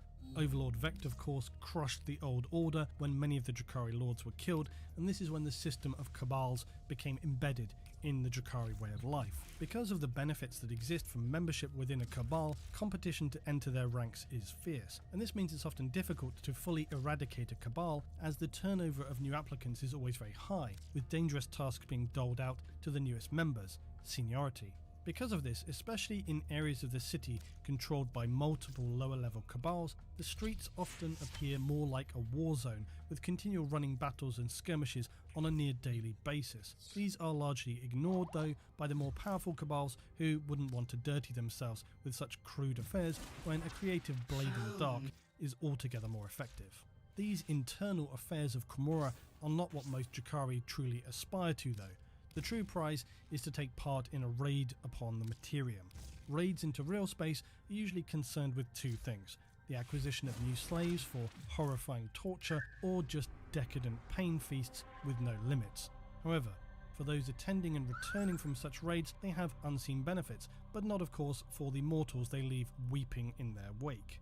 Raids into the Materium will boost a Drukhari's standing in their cabal, and dependent on its success also with other cabals. Successful raids are one means by which a cabal can rise to a position of becoming noteworthy over other rivals without petty street skirmishing. In truth though, raids are usually carried out by the major cabals, because this is what they will primarily focus their resources and manpower on. They will launch all-out raids with attack craft on anything from helpless feral worlds to hive cities, where they will plunder its resources and drag thousands of slaves back to the darkness of Khemura. Unlike many races in the 41st millennium, the Drukhari commit significant time to gaining intel on their targets, This is because raiding can be an expensive, dangerous task to carry out, and you wouldn't want, say, a surprise force of Astartes to spoil your plans. The core goal is to return with enough wealth, however that is going to be calculated to justify the assault and any losses incurred. Another difference when it comes to Drukhari raids is that it's rarely a stand-up fight. Within the galaxy of the future, it's interesting to consider that most battles are waged in a relatively straight-up fashion. Orcs will just throw everything at you, Necron the same, Tyranid the same. It's really only Chaos and the Tau who might be more devious in their plans. Now, it obviously would be silly to suggest that every single faction fights like this every single time, or that there are no factions, including Imperials, who don't use some form of intelligence gathering or utilize stealth and more covert, underhanded methods to win the day. Because, of course, we could list off countless examples from assassins to infiltration units. Even the Orcs have infiltration units. But what's notable, though, is how much the Drukhari favour engagements that are less of a straight fight, and they actively will avoid it where possible. For them, traits like honour are merely something that should just be exploited. They will always hit the enemy's weak points and engage in continual misdirection and sabotage. If it means shooting someone in the back, they're going to do it every single time. They'll focus attacks on command elements, officers, communication. They will seek to quickly create disorientation and panic in their enemy, and they will feel no shame in fading into the shadows where fighting gets a little too intense if it means that they can counterattack a weakened unit elsewhere. And it should go without saying that any target is fair game, be they armed, unarmed, men, women, children, it's all the same for them, and the less threat they pose, actually, all the better. Like most forces, be they Imperial, Eldari or Xenos, the Cabal can often favour a style of attack. So this could be winged attack craft, deploying heavy amounts of infantry firepower, stacked gunships to suppress and crush enemy positions. Despite their use of craft, most Dark Eldar will always prefer getting into close combat above any ranged engagement. And this is why they don't often have very heavy-duty ranged firepower. And the reasons for this should be obvious, because it enables them to savour the suffering and torment of their victims as they lacerate and tear their flesh apart in all manners of creative death dances.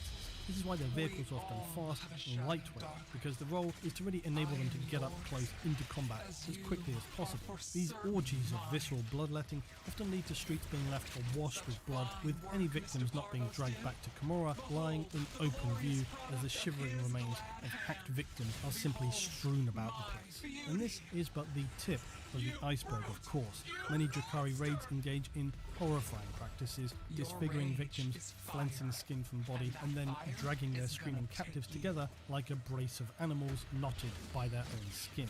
Some may be pinned together, some Drukhari may even remove the faces of their victims with brutal but surgical precision to enhance the screaming torment of those around them into a nightmarish cacophony of despair. Then we come to the witch cults, the providers of public perversion. These are also known as the cults of the arenas, for they arrange large gladiatorial battles for the masses to enjoy, except honour and skill are not on the menu here. They're designed only to be more violent and extreme with each engagement. The reason for these arenas' existence at all is that despite continual raids, there cannot possibly be enough mortal slaves for each Drukhari to engage in continual personal torture. So instead, these events, arenas, are ways for an ordinary Drukhari to wet their whistle, so to speak. Without the witch cults, it's debatable how long it would be before Drukhari began to turn on each other, just as they did toward the final days in the Fall, where the dark cults of the Eldar hunted the streets, seeking out any and all in order to satisfy their insatiable lust for suffering. So these disturbing arena engagements are actually a very important way of keeping the dark thirsting wolf at the door for the Drukhari. Obviously though, in order for this to be effective, the arena shows need to be spectacular in their horror, and they rarely disappoint. The carnage on display leaves audiences feeling well satisfied, having witnessed appalling Xenos predators gorge themselves on unwilling victims, or one-on-one battles where the end result is usually an extended death in the most cruel display of barbarism. Arenas themselves will vary from being strange mazes of death traps to a field of raised platforms filled with spinning blades, pools of acid below, not to mention those with all manner of strange beasts, usually with large amounts of teeth. Some use the bizarre way that physics seems to become flexible within the webway, as it is observed by mortals who set eyes on Gamora. These arenas could contain strange kinetic traps, mechanisms that are energy-based hazards, or just spaces that defy any rational sense. The arena itself, though, is not the limit of these displays, because often the fights will then bleed into the audience, sometimes literally. They may fight above the crowd, across bridges, moving platforms. Sometimes a fighter may even involve the crowd, depending on what horror they're visiting upon a bested opponent. The arenas crackle with tension. The viewers lean forward in their seats with eyes wide and the leers of hungry predators etched upon their faces. Be they aerial ballets of bloodletting, zero-gravity mass murder, or carefully selected menageries on the prowl, all cult performances have one thing in common: the arena is slick with blood and viscera by the show's conclusion. These cults, though, are not purely for entertainment. As with gladiatorial battles of old, the witch cults generate considerable social power within Gamora, and consequently they are very valuable allies for any cabal, not to mention the fact that their membership usually numbers in the thousands and are all highly trained killers who are worth recruiting for really any fight. They will put their time in to assist the cabals as well, because one thing they require is a strong supply of new slaves to use for their arena displays, so the cabals and witch cults both benefit from strong ties between one another. But they can also operate independently. Witch raids are considered an art form of themselves to many Dark Eldar, and a place on these raids can indeed come at a high price. Having said all of that, despite all the artistry and pageantry to which the witch cults play up to and are known primarily for, their displays are truly a veritable orgy of violence and carnage. They're experts in combat, and they employ surgical precision to eviscerate their enemies. Any who may bear witness to their engagements would describe the horror as a bizarre juxtaposition of joyous celebration twinned with ruinous horror. Wherever the witch cult will visit, they surely leave behind them a broken, mangled wake of shattered mortal corpses. And then at last, we come to the Coven of the Homunculi. They are legendary masters of torture and despair, but they also play a far more vital, indeed critical role for the Drakari. At a base level, they produce drugs and toxins, cruel abominations that deal in body modification and abhorrent, unnecessary surgery and vivisection. Yet their endless experimentation and diabolical methods have brought to hold power over death itself, and for the Drakari, this has become one of their most valuable services. At some time, every Dark Eldar must visit the Homunculi, though likely not by choice. They occupy the vast labyrinth beneath the core of Gamora, and here in the darkest pits of the damned, they ply their trade and indulge in horrors that mortals could only describe as being like the mythical realm of hell itself. Their walkways, halls and corridors are a maze of optical illusions, living mortals twisted into the form of objects. Eyes follow you embedded within the walls, and many things appear to be in a still state of living, despite the seeming impossibility of such a fact. As we discussed earlier, the Eldar cycle for birth is longer than other races. Although this is vague and unspecific, it must take a considerable time because the homunculi have developed a process whereby artificially grown Drakari are the more common method for offspring. They will grow within insect-like honeycombs that permeate the layer of the homunculi. Within these chambers, the embryo Drakari are accelerated artificially, although again, this is an unspecified period. When ready, they're broken out in a chrysalis-like sac to then become what are known as half-born, a despised but common member of Gamora's society. Their true power, though, lies in their ability to prevent death, in a manner of speaking. In order to achieve this, willing high-status members of Cabal must enter into something akin to a Faustian bargain with the homunculi, whereby they will regenerate their bodies should they be killed, except in order to do this, they have to agree to give the homunculi a portion of their eternal soul. This again adds weight to what we have come to understand, that Eldar souls are very different things compared to the other mortal races, and that their souls can in fact be dealt with in something like a commodity. The reason, of course, that any Drakari should want to avoid permanent death of their physical body should be obvious, that they wish to avoid their soul having nowhere to go other than into the willing clutches of Slaanesh. So the homunculi are capable of restoring an entire body, the physical self, with the smallest amount of that person's remains. In addition to what I've said already about the Eldar soul and mortal souls, there seems to be an additional thing we learn here about the way in which Eldar souls, Dark Eldar, Drakari seem to be able to exert some will over what happens next. This also bleeds into this idea that Eldar souls formerly did not necessarily go into the warp immediately upon death, but instead lay in something like a purgatory.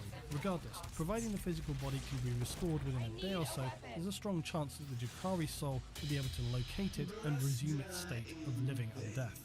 However, it is known that sometimes slaves and tortured victims of the Dark Eldar can also be resurrected by the homunculi in this way, so there may be something going on in regard to the soul that we don't fully understand here. This is also the reason why, when enacting raids upon the Materium, Drakari do not like to become entangled in extended confrontations over days and weeks. It would be unusual to see them participate in some kind of extended campaign, especially if the risk of physical death were very high. They prefer instead to strike, secure what they need, and get out as quickly as possible.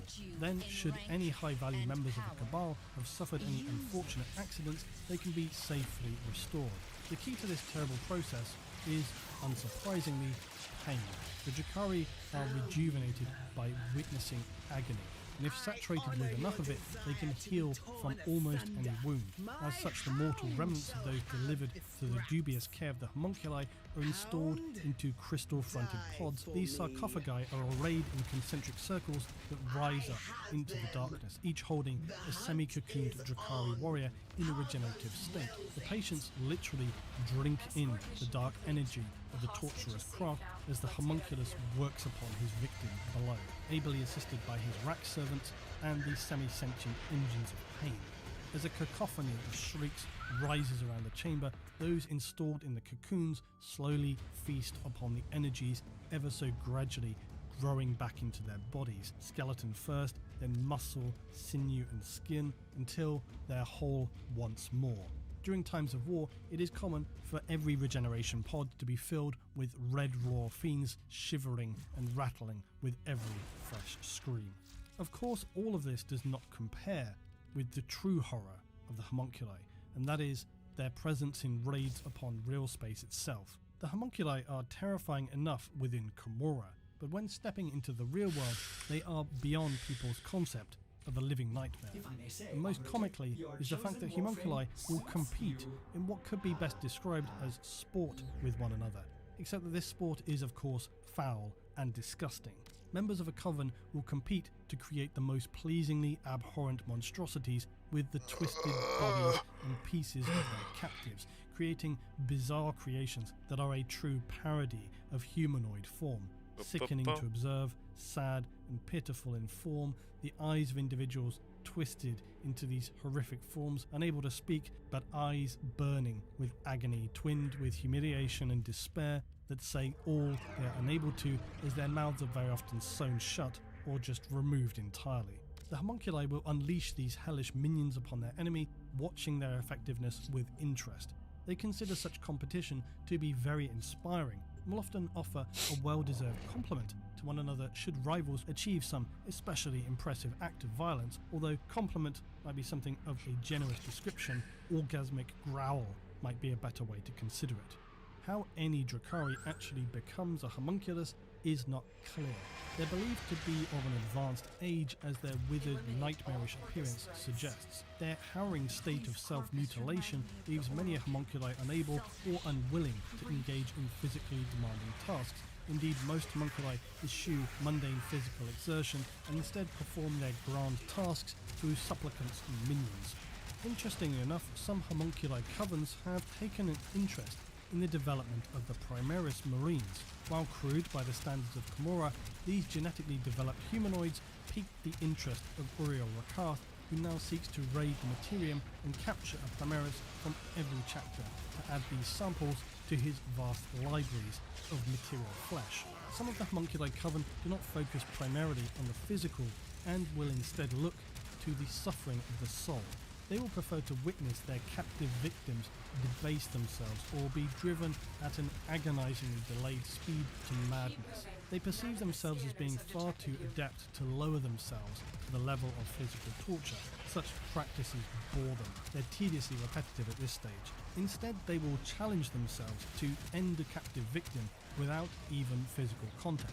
They seek to enact suffering and despair through fear and torment to a stage of insanity by a process of psychological torment. Of course, this may take many months or even many years to achieve, and they will be there by their victim's side to savour every second and minute of it. This has enabled them to develop chemical or pathogen-based weapons. Some even suggest subdimensional parasites that lay eggs in their subject's brain, that once infected will drive the target afflicted with waking nightmares so intense that they will claw out their own eyes, rip off their face, or even drive sharpened lengths of material into their brain to silence the horrors they are unable to escape or abate. Of course, the process of regeneration is not limited to the Drakari. Some homunculi will ensure their victims go through continual, repeated states of birthing, so that even should they die or commit suicide as a result of their torment, they will be forced to endure it again and again, unable to free themselves from their suffering. Of course, there is one more I choose to make mention of, that is, the flesh collectors.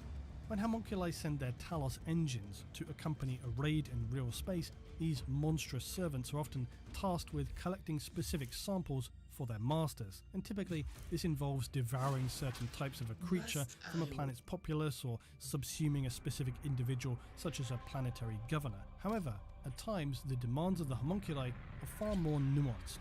When raiding Tal space, the Talos known as the Marrow Giver was once instructed to consume only those fire warriors who had witnessed the rest of their strike team slaughtered before them. Failure to complete such a task, or worse, deviation from instructions, inevitably will see a Talos dismantled and discarded. To outside observers, such stringency may seem wasteful, but in their craft the homunculi require absolute precision and perfection. So different types of harvested material can carry different properties, each of course having a unique purpose. Musculature and nervous tissue are combined in ways unimagined by nature or mankind, and the emotions absorbed by a creature's flesh upon its death are then extracted, enhanced and fashioned into weapons. So to pollute such work with impurities, meat from a wrong species, blood permeated with the wrong emotion, would be to spoil the homunculus' work, which they may have slaved over for many decades. It could deny an entirely new, morbid creation to the galaxy.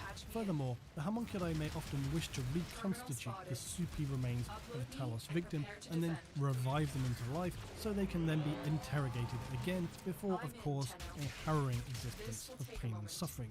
For any world who has endured the assaults and raids of the Drakari, whether they know them by title or not, the entities who mortals fear more than any other are the homunculi.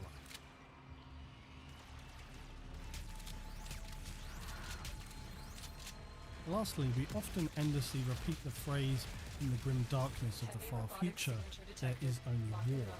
But when it comes to the Dark Eldar, it could be more appropriate to say, in the grim darkness of the far future, there lie in the shadows the Drakari, and they will drag you away to a darkened corner of their realm and submit you to endless, unspeakable suffering that will destroy your body and soul.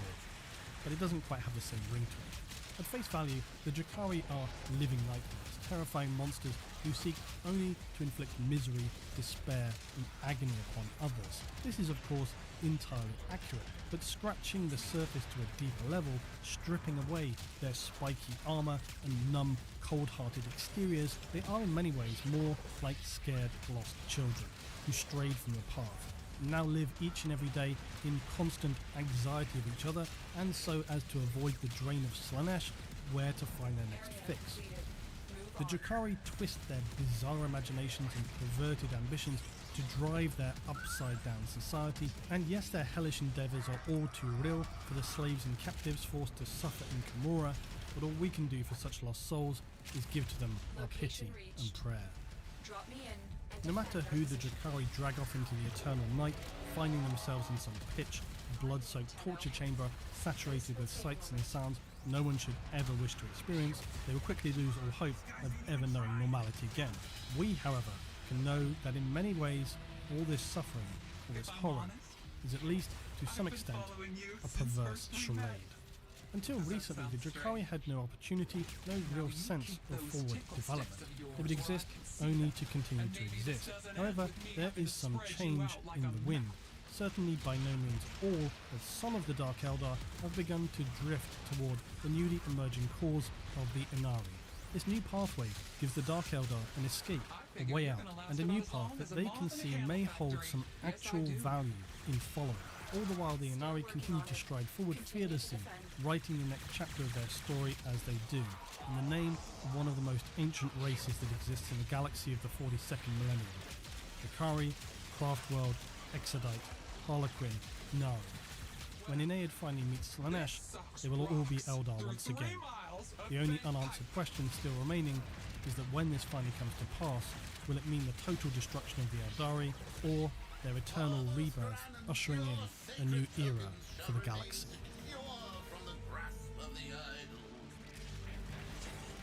Go boom for mommy. There you are. There's my cheeky sweetie. Now I just want to talk briefly about Audible and why I think it is an excellent service for you to use. Many of you guys continue to tell me that you use this service and why it is so good, and I've included your comments as I always do here on the screen so you can see for yourself why it is a great service. You can start today with a 30-day Audible trial, 1 free audiobook and unlimited monthly Audible originals. Just be sure please to use my link above, audible.com/Luetin, or for those of you in the US, text Luetin to 500 500. Now even if you just want to try Audible and see if it's a good fit for you, this is a good opportunity because you get the free 30-day trial and 1 audiobook, and that book can be any length. You could choose a 40k audiobook that's 10 hours or something shorter like a 30-60 minute short story. As always, I want to recommend some titles for you, and unfortunately the Dark Eldar are a little slim when it comes to audiobook options. However, I have 3 choices for you today that I'm sure you would greatly enjoy, each of varying length.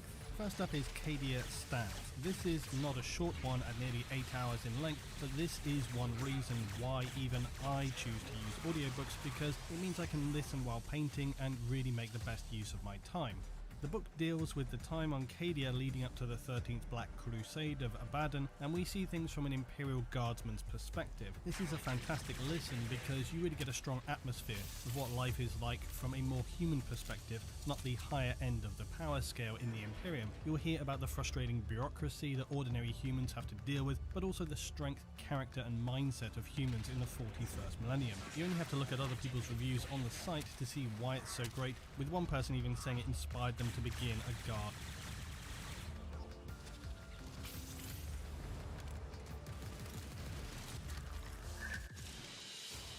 I see, I desire, I take. Try to stop me.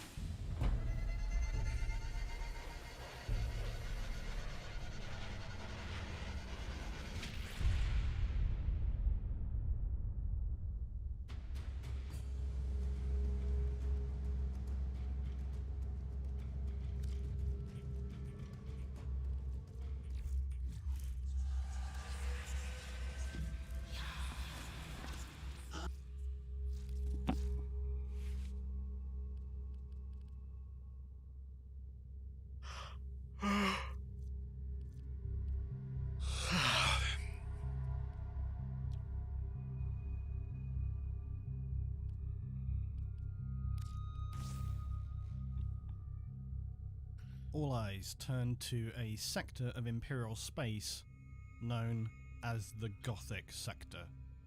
Its critical relevance can never be understated, for it was here that mankind discovered what would be known as Blackstone fortresses, gargantuan ancient relics of a war greater than has ever been seen before or since.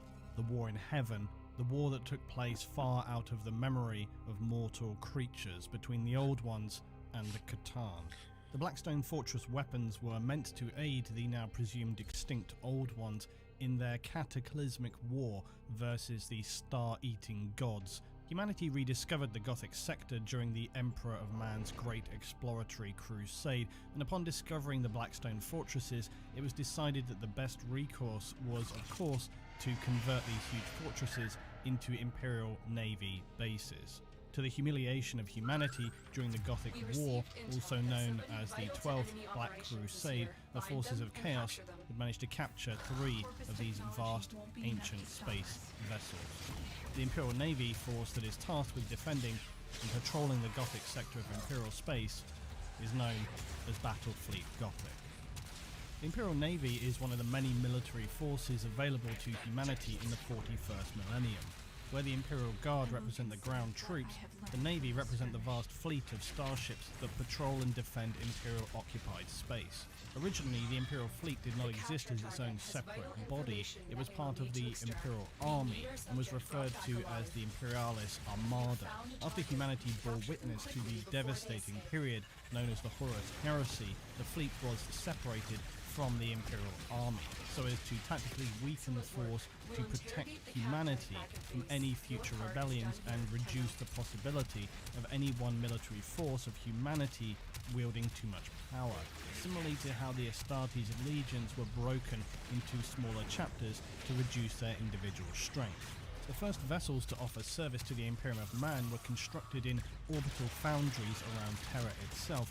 Later, as the Emperor forged his union with Mechanicus of Mars, they would enable much greater exploration and the basis for the expeditionary fleets. During this time of exploration is when you would also see the origins of the rogue traders, scouts that were running ahead of main Imperial fleets would attempt to learn and gather intelligence on what the fleet may be heading into, and these were known as the rogue traders militant. As mankind pressed deeper into the galaxy, discovering many lost treasures of technology and derelict vessels that it could attempt to bring into service, yet many of these were simply too advanced to be engineered by the Mechanicus, and other classes of ship were more easily able to be reproduced. This enabled humanity to increase the power and scale of its war fleet. Many Imperial worlds refer to the Imperial Navy as the Holy Fleet, its citizens believing that after centuries of religious dogma and indoctrination, the fleet of ships are themselves an extension of the Emperor's will, and should be therefore viewed as sacred. This, though, causes its own complications, as we'll see later.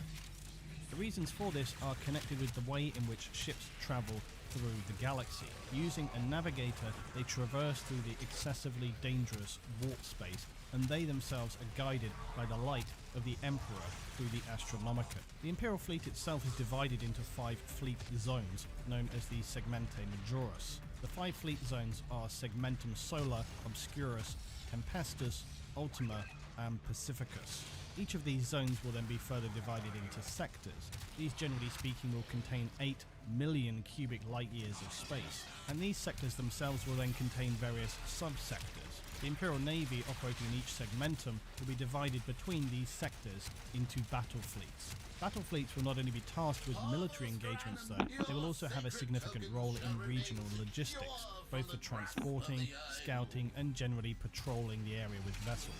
Other uses can be for Inquisitors, for example, who will often make demands of the Imperial Navy, but usually only for smaller transporting vessels, because the Inquisitors understand the importance and the role that the large capital vessels play. A battle fleet is assigned the essential role of defending the sector from the many threats that humanity faces, hopefully being able to destroy them before they make planetfall.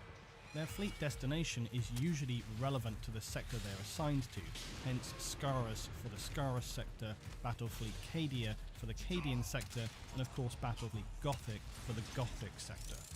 The Gothic sector is within the Segmentum Obscurus, and this is the region galactic north of Holy Terra. It is the infamous region home to the Eye of Terror, the rip between real space and the Immaterium. Battlefleet Gothic is of course only a component of the massive Bastion fleet which makes up Battlefleet Obscurus. Battlefleet Gothic represents one of the most continually challenged and regularly engaged battle fleets that the Imperium controls.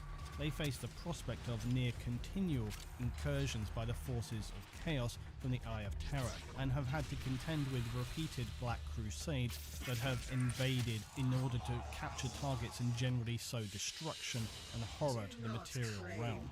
The subsequent demands and stresses placed upon the Battlefleet Gothic are understandably massive.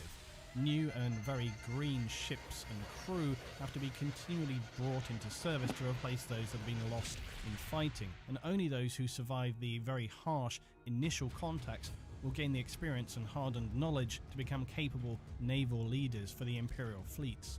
Because of the threat of significant incursion, battle fleets will often keep ghostly shipyards that are devoid of crew but await the call to be pressed into service, with often hastily drafted crew to do whatever is necessary to protect humanity from the nightmares it continually is forced to face. Being assigned to a reserve fleet is not a very favoured role though, because these reserve ships are only pushed into service in times of desperation and will often have lain inactive for many centuries. They often have an unsettling, ghostly feel for the crews which board them. The crews themselves are usually prone to superstition about what they might discover or face in these vessels. The ships themselves then often will suffer further problems, being critical mechanical issues, or inexperienced crews realizing what is required of them or the fate that awaits them could very easily mutiny, panic, or fall foul of chaotic influence. The resulting chaos that can occur can be even more devastating than actual conflict with enemy forces. When required, entire battle fleets can be called upon to operate in focused small areas of a sector. Battlefleet Armageddon is one such example and is comprised of 4 main battleships, 27 cruisers and 36 escort squadrons. Battlefleets will vary greatly from sector to sector, dependent on the requirements for the area. The Imperial Navy used 3 main class of their largest ships: the Emperor, Victory and Retribution class of battleships, and these are absolutely massive, with a huge array of weaponry and powerful void shields. These void shields are usually electronically or gravitically charged energy fields and are used to defend the largest vehicles of the Imperium, such as starships and the ground-based Titan war machines. They use warp technology to displace attacks and distort localized space-time around a point of impact. These huge vessels will often serve as a flagship for a fleet and a Lord Admiral. Prior to the introduction of void shields, there is also a class known as ironclads. Now these are similarly scaled, but they lack void shields, as they are clad in adamantium plate armor. They remain in service but at a lesser in defensive capability than that of a void shielded battleship. The crews for these huge vessels can be anything between 25,000 and 3 million men. The scale of the ship is in the region of 8 kilometers from prow to stern, and because of their scale and importance, and also the costly nature to manufacture them, they will be heavily defended by many smaller ships in the fleet. Other designations of ship will include scaling downward Grand Cruisers, which are an older style of vessel, cruisers which form the majority of the Imperial Navy fleet. These ships are faster and contain a variety of classes depending on their role, and can contain crews between 10,000 up to 1 million. Light cruisers vary in size but are basically a scaled down and obviously more lightweight vessel, and the last designation are known as escort ships, and they fall into 2 main subcategories of frigates, which are more heavily armed than the counterpart escort vessels known as destroyers. All Imperial ships are equipped with a fusion-based plasma drive for its normal propulsion systems, and these can run anything up to a third of the ship's length. Most Imperial Navy ships will then also have a form of warp drive to enable them to breach into the immaterium and traverse through the warp. Detonation of these warp drives can sometimes create localized warp tears or rifts, like that was used to destroy the Tyranid TIE Fleet Behemoth when the Tyranids launched their first incursion to the Ultramar system. It was only through the use of an imploding ship's warp drive that their onslaught was able to be halted. The Imperial Navy capital ships that are cruiser-class vessels and above will usually contain squadrons of attack craft. These are starfighters and star bombers. They're launched from bays on the ship, and the ship can contain up to 2,000 fighter craft, as well as bombers and dropships. A Fury Interceptor is the most common, containing a 3-man crew, and is armed with las cannon and anti-starfighter missiles. Starhawk bombers are larger and consequently usually slower, carrying heavy payloads of plasma bombs and armor-piercing missiles. These contain various turret gunning positions as well to defend the ships. Imperial Navy ships contain huge amounts of offensive and defensive systems. Weapon batteries are the primary system for these ships, and entire sides of the hull are filled with gun ports and launching systems. These can contain plasma projectors, missile systems, laser cannons, railguns, fusion beams and graviton pulsars. Suffice to say, they pack a pretty heavy punch. The heavy cannon along the sides of the ships are also known as macro weaponry. These huge ranks of large cannon destroy their targets with massive broadside engagements that are reminiscent of 19th century naval battles. Naval ships will also contain lance weapons, which are extremely powerful energy weapons.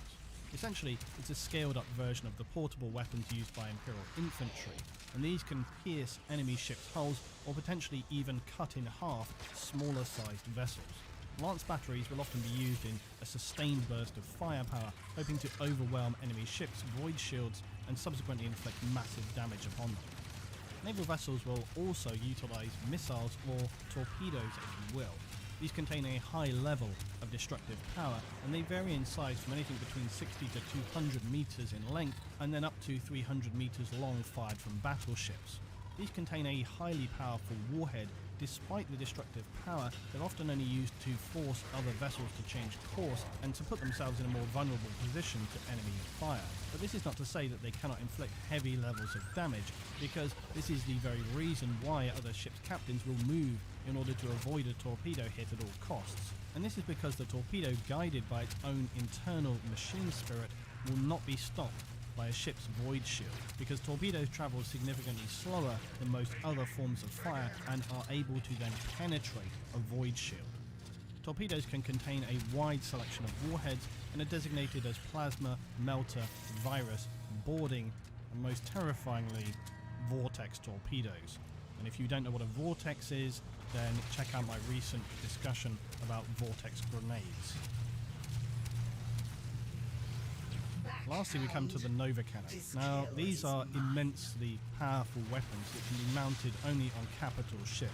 The cannon itself consists of a gravimetric impeller that accelerates a projectile to a fraction of the speed of light. These shells fired by the devastating weapon only will arm after launching for obvious reasons, in that its shells can then detonate with a plasma reaction burning up to the heat of a star. They can also have powerfully destructive gravity implosions that will destroy any vessels caught within many thousands of kilometers. Many naval captains steer away from using Nova Cannon because of their difficulty and the limitation of only being useful at range instead of opting for more standard armaments. But a well-controlled Nova Cannon strike can be enough to turn a battle, if not in terms of literal damage to the enemy, then potentially purely psychologically. Lastly, and perhaps most shockingly, when it comes to the Imperial Navy, they often will have reinforced armour on their vessels. And what's so shocking about that, you might wonder? Well, the reasons for it are not just to repel enemy fire. It's because the ships will often have armoured prows, that is the front of the ship itself, and these will then be used in required circumstances to actually ram into other ships in an attempt to breach their hull. Or if the scale of difference between the ships is large enough, potentially they might plough straight through the other ship, rending them in two. If a ship's hull is well protected enough, they may glance off the outer hull, but often then will penetrate, at least creating a breach in the ship and potentially bringing the freezing vacuum of space into the unwitting crew, as they are subsequently sucked out into the void to be then frozen and boiled alive in the blink of an eye. The Imperial Navy will also attempt to make boarding parties if they want to capture an enemy vessel, but to do this they'll use ships that are unarmed but able to dock with other ships. This will then contain naval security armsmen fitted with vacuum-capable suits and short-framed autoguns. These are essentially 21st century equivalent ballistic weapons of a small caliber, the reason being they're not wanting to breach a ship's hull if they have to engage in combat inside a vessel, but still deal enough damage to mortal creatures to wound and kill. Imperial Navy vessels will carry vast crews as well, from lowly voidsmen through to captains and admirals. And as with much of the Imperium, there are also those known as indentured workers, basically slave workers.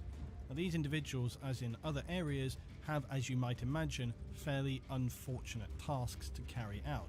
And this could be, for example, the refueling of a starship, as described in my recent Worst Jobs video, or carrying supplies, crawling into dangerous mechanical spaces to carry out repairs, potentially losing limbs or worse in the process.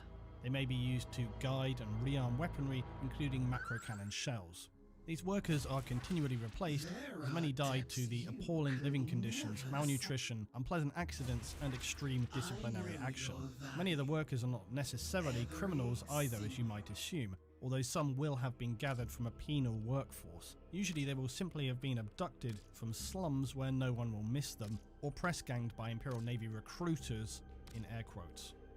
Battlefleet Gothic has faced numerous legendary battles and incursions into its sector, but few worse than the 12th and 13th Black Crusades. The 12th Crusade was launched in the year of 139 of Millennium 41 and would continue until 160 of Millennium 41, a period of some 21 years.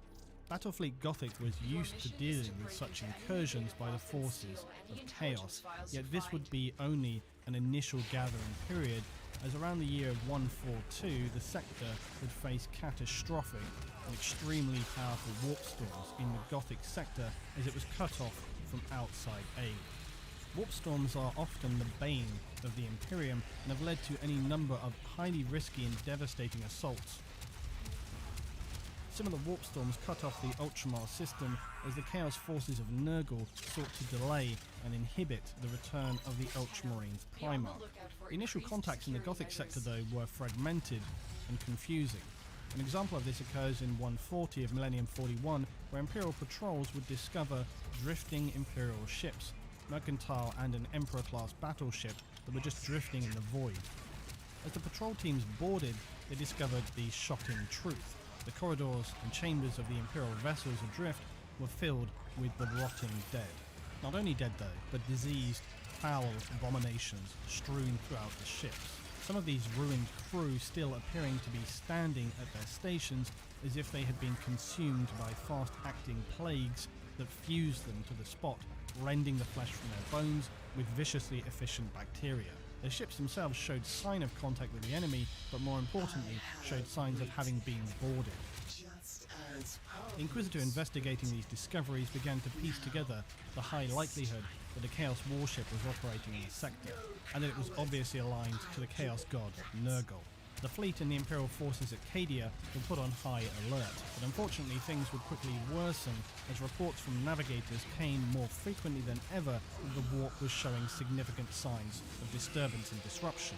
These early reports contributed to disruption on many Imperial worlds, as religious fanatics pointed to this as a sign that the Emperor was displeased with the citizenry and was preparing punishment to be declared upon them. This would cause the formation of hardline, extremist religious sects, allowing the situation to quickly spiral out of control as religious hysteria would spread across many worlds in the sector.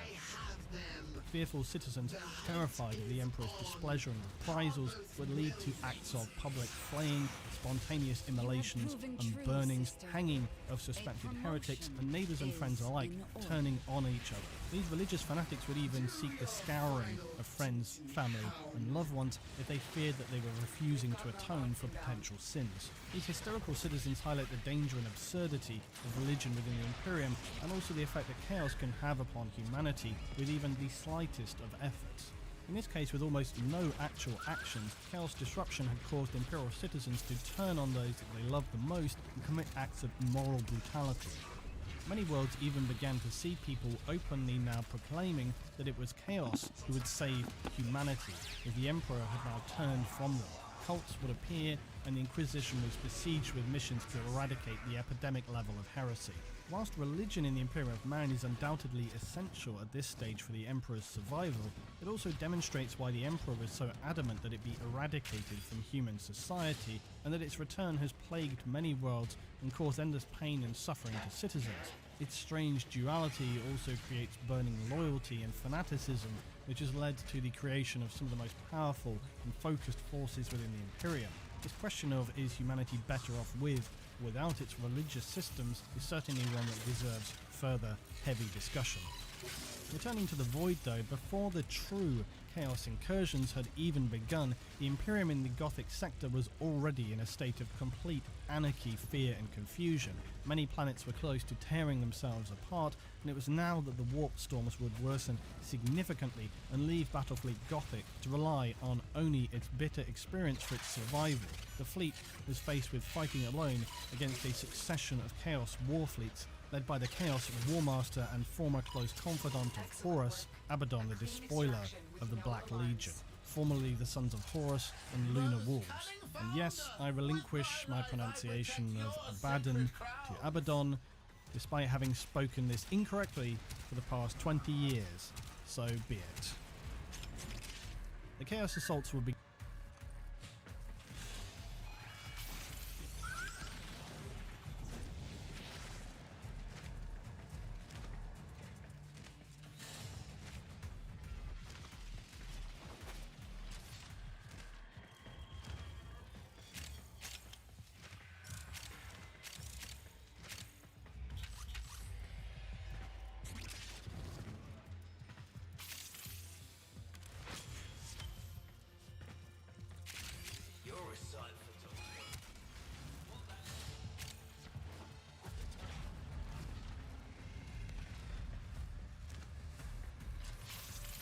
Data extracted. They won't even know it's gone. We have everything we came for.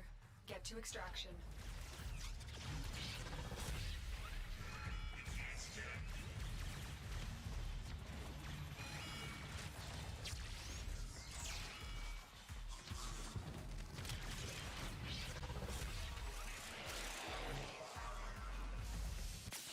Transference still holding. begin attack years, so and yes, I relinquish my pronunciation of the Sons of Horus and Lunar Wolves. And yes, I relinquish Warmaster and former close confidant of Horus, Abaddon the Despoiler of the Black Legion, formerly the Sons of Horus and Lunar Wolves. And yes, I relinquish my pronunciation of Abaddon to Abaddon, despite having spoken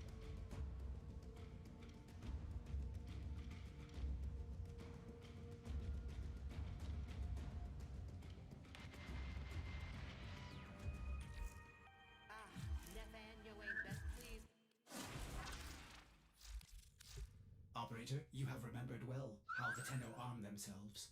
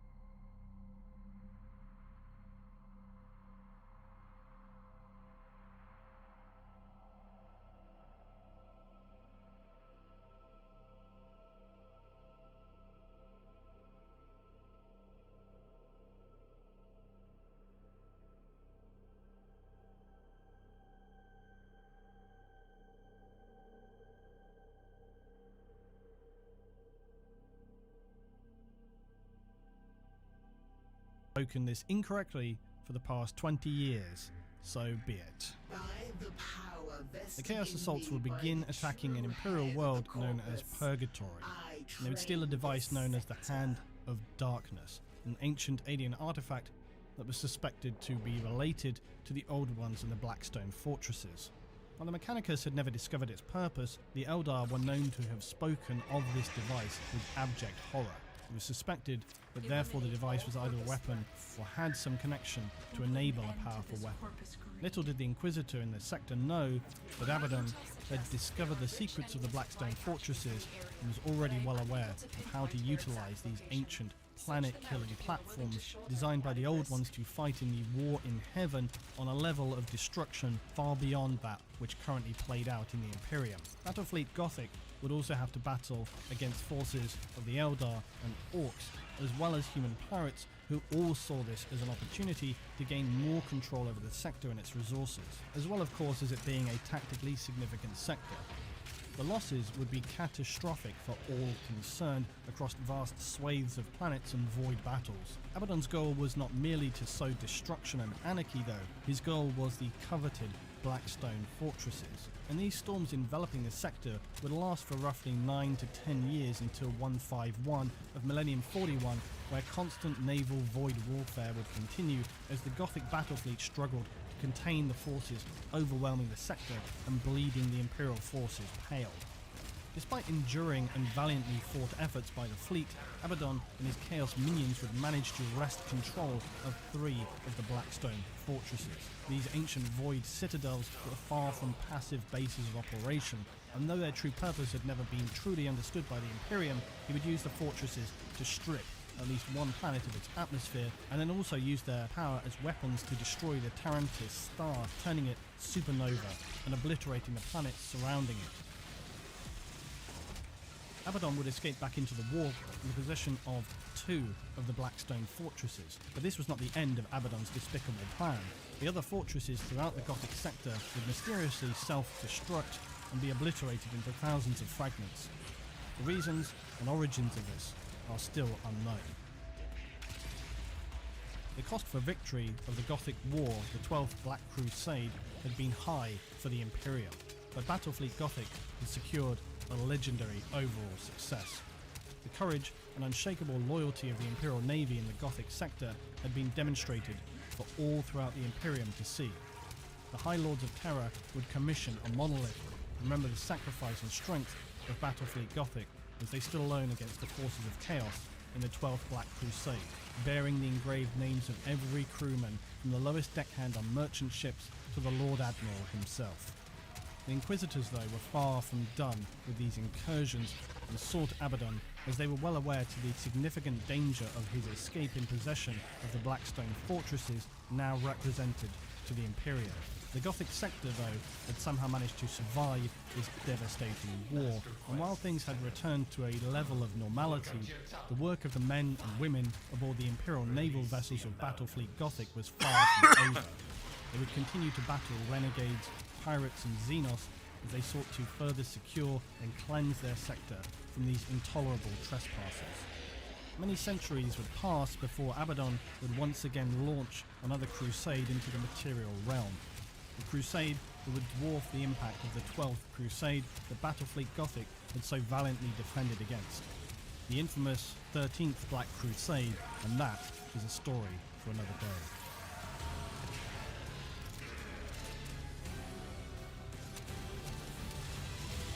Broken their ranks and they are on the run. Another successful mission. Mine extraction.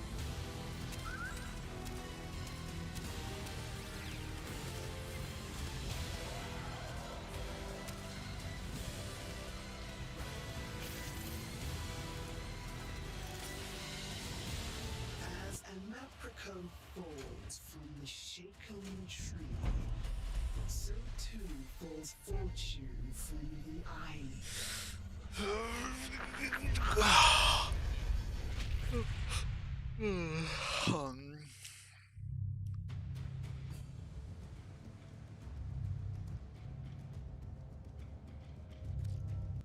At the near beginning of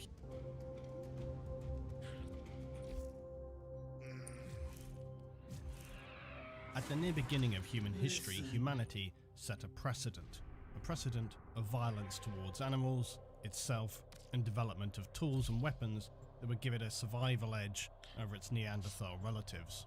Before humanity developed blades, spears, and projectile-like arrows, the most simple and basic means of killing was devised: throwing. Stones sorted by weight and dimension have been located near caves inhabited by Stone Age man. These rounded rocks were determined to have been suitably selected that if thrown from anything like 50 to 80 feet from a chosen human's prey, they would have been enough to significantly injure and disable their chosen target. Humans are specialised for throwing both anatomically and psychologically, and it's been often observed that the development of such behaviours are intrinsically linked to development of other capabilities such as speech and increased auditory development. Later, during the 15th and 17th centuries, mankind would begin to cast iron ball-shaped throwing weapons, the first true grenade-like weapons that were filled with explosive gunpowder, and so revolutionary was the weapon that specialist elite units were created to use these new tools on the battlefield, designated as grenadiers.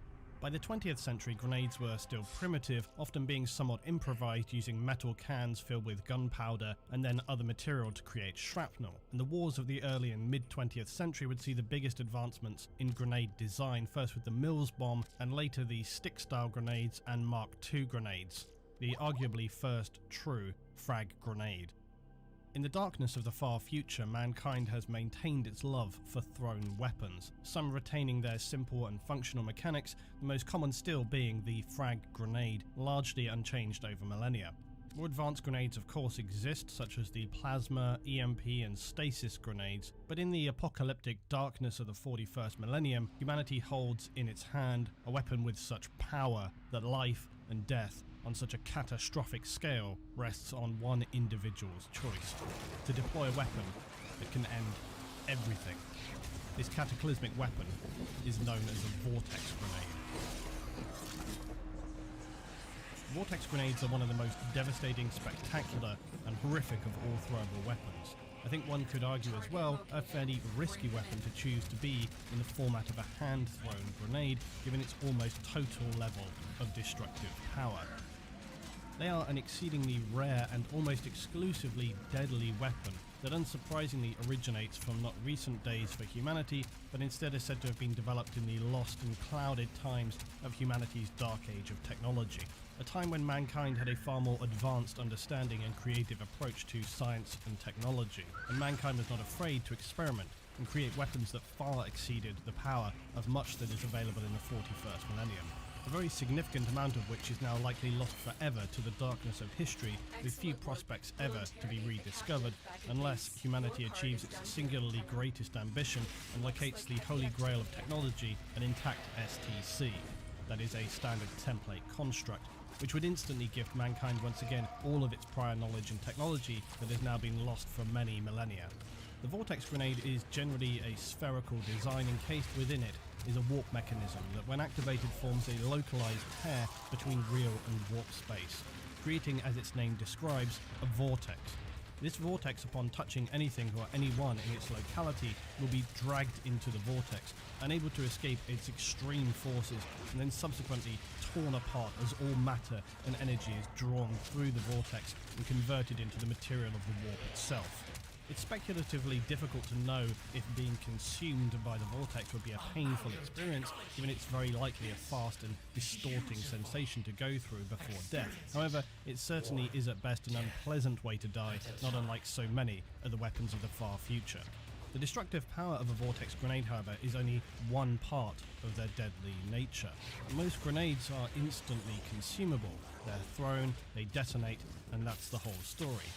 It's not quite so simple when it comes to vortex grenades. Once activated, a vortex grenade's warp forces will rip, tear and swirl powerfully around, causing the vortex itself to move around in a totally uncontrollable and unpredictable fashion. There's even the potential that it could move back toward the forces who deployed it. And furthermore, the vortex could even expand, becoming bigger and perhaps even more worryingly divide into multiple vortex tears that will then move independently of one another, potentially then again expanding or dividing again. More often though, after a period of time, they will shrink and vanish entirely. It's possible though that they could persist, forming a terrifying impasse and move around a battlefield for a long period of time.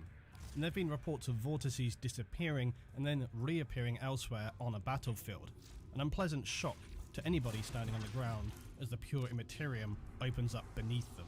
Vortex grenades are a highly random and unpredictable weapon, and as such are likely only to be used in situations of dire circumstances, where the odds are solidly stacked heavily against the force deploying the grenade. because they could in all likelihood end up destroying the user as well as the enemy. With all this in mind, vortex grenades are by no means a weapon that should be activated lightly. There have been in the past some attempts to counter the devastating power of vortex grenades, such as the vehicle-based vortex detonator. And this would instantly cause a vortex grenade, if being activated for throwing, to detonate in the hand of the user, a costly miscalculation to make. But for likely the betterment of all concerned, they are a highly difficult grenade to produce, and only the techs of the Adeptus Mechanicus produce them. And because of their extreme power, they'll only then usually be distributed to elite forces such as Inquisitors, Assassins, Senior Space Marine Commanders, and Imperial agents of similar ranking, or to those with missions of a significantly critical and hazardous designation. In its purest and most simple terms, when you think about the act itself, there's perhaps a little better analogy for mankind than hurling a blunt sphere of destruction at your intended enemy. And beyond the physical act itself, containing such energy, emotion, visual symbolism is best expressed with the sheer aggressive apathy that mankind often exemplifies when facing nightmarish horrors.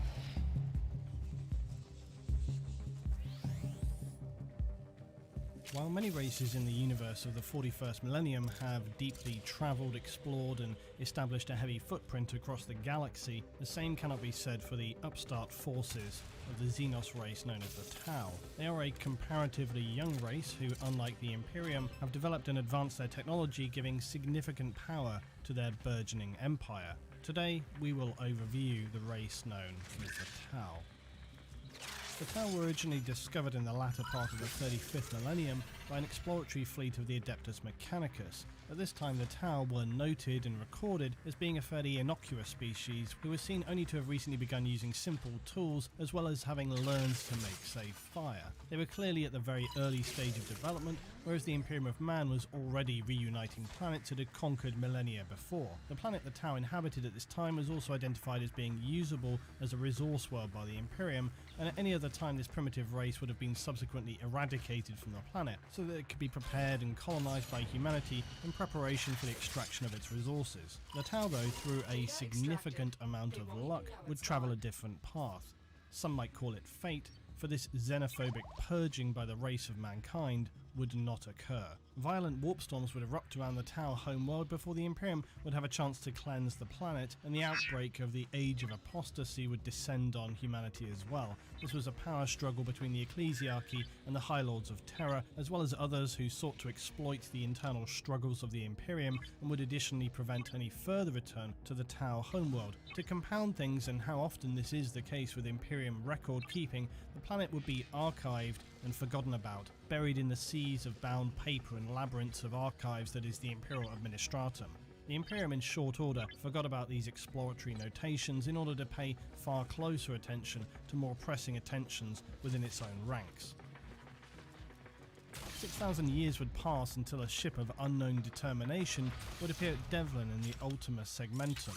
After failing to identify itself, the ship was destroyed by the Imperial Navy. Bodies were recovered and examined, they were assessed, cross-referenced with Imperial records, and showed a significant match with a long since forgotten about 6,000-year-old report that described a primitive race who had barely advanced beyond the earliest beginnings of civilization. If this was in fact the same race that had been described millennia before, it was of an urgent and immediate concern to the Imperium. Seeing such fast advancement in the Xenos race, from using stone tools to building starships and voyaging into the darkness of space within only a few millennia, was troubling and would require prioritized exploration and information gathering by the Imperium. Subsequent investigations found that even some human worlds that were in proximity to the Tau system had already begun trading with these Xenos somehow. And enough was enough. The Damocles Crusade would begin and initiate the first state of war between humanity and the Tau Empire.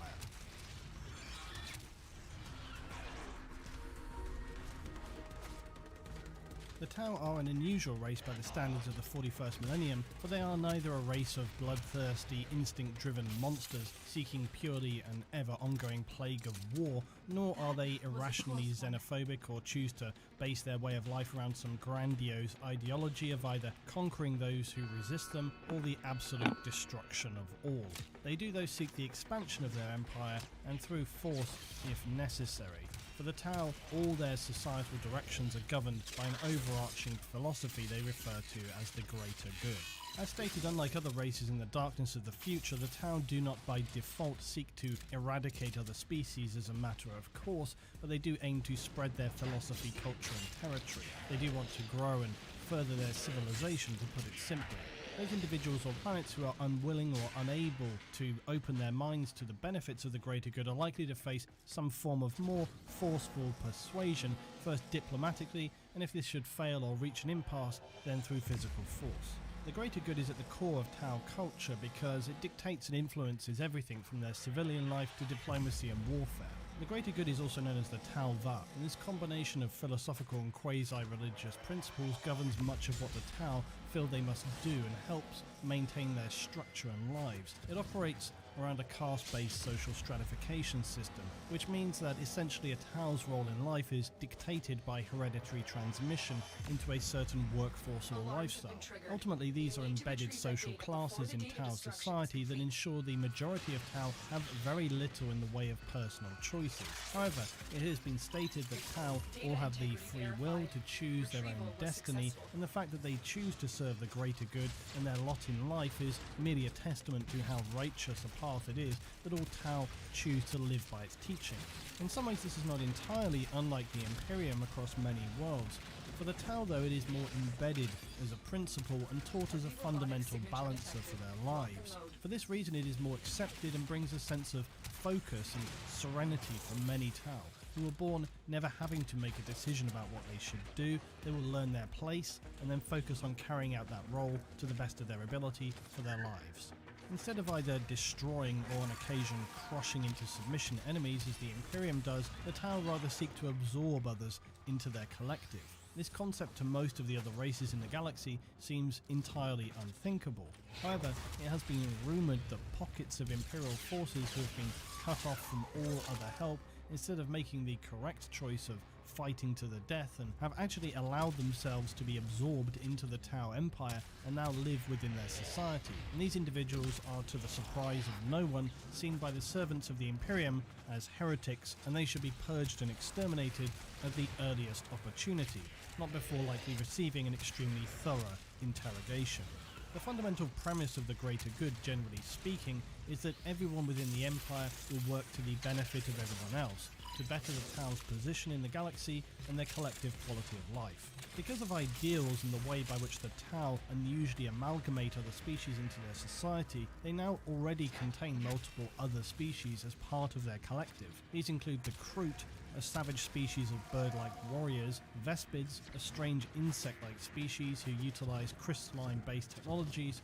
While the Kroot appear to have more like mercenary tendencies, the Vespid actually believe in the ideology of the greater good, and when fighting alongside the Tau will contribute to one another far more of a morale-boosting effect. The Tau have also adopted a species known as the Nikasa, a nomadic race who are powerful psychers, and they are travelers in space. The Tau use them near exclusively for this role of transporting through space. They are highly psychic entities, and consequently the Tau concealed their existence from their enemies and are only used for space travel purposes, not combat. The Nikasa contribute mainly ships towards the Tau Navy for exploration and scouting purposes. In addition to these absorbed races of the Tau Empire, there are also previously stated human sects that exist within the Tau Collective as well. Conquered humans who by all rights should have chosen death rather than the heretical dishonour of serving the Tau.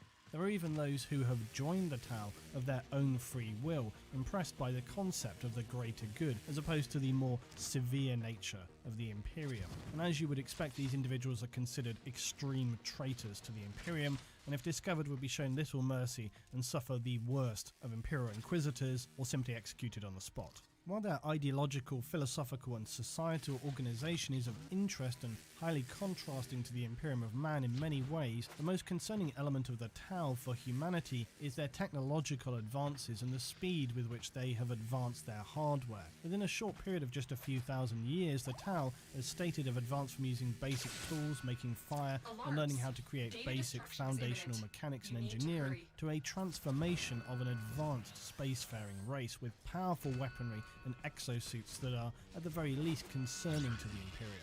Far more worrying, though, is the possibility that if they were able to continue their current pace of research and development, they could advance beyond the weaponry and war gear of the Imperium, which has, largely due to ever-expanding religious dogma, allowed itself to stagnate and barely develop anything new, that is, until the most current period in human history.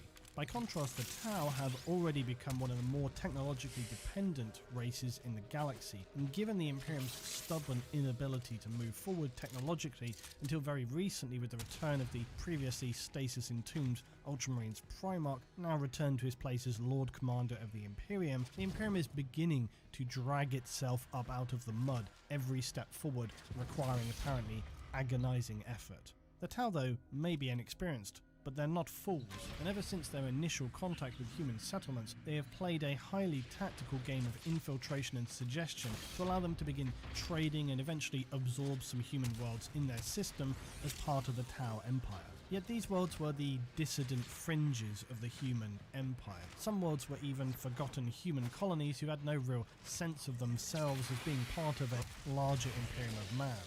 It took the Tau some time to grasp the understanding that there was a far greater and more powerful collected human society, and that if they were not cautious, could bring down a wrath they would not be able to defend against.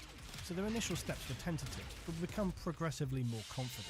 Some have seen fit to suggest that the Tau's speedy development of technology could be down to their locating a lost human STC system, but there's nothing to support this suggestion, and if it were true in any sense, you would imagine their developments would already be far more advanced than they are. The Tau simply demonstrate what can be achieved by a collective, focused sense of purpose and unified drive towards specifically directed goals. If the Imperium had not critically hamstrung itself in religious dogma and bureaucracy, then it may also have been able to achieve far more than it has done over the past millennia, where instead it allowed itself to decay and rot from the inside. So this threat of being outpaced by an upstart race who should by the Emperor's will have been exterminated millennia ago is a sting in the side of the Imperium, far more than the actual literal impact of the Tau. With that said, it is worth noting that the Tau have already proven their ability to hold the line against the Imperium, only further compounding the sense that the Tau are considered an ever-growing threat to the stability of the Imperium. Perhaps not a critical threat in the current moment to be sure, but it would be more than fair to say that unless things begin to change, the threat the Tau represent, as well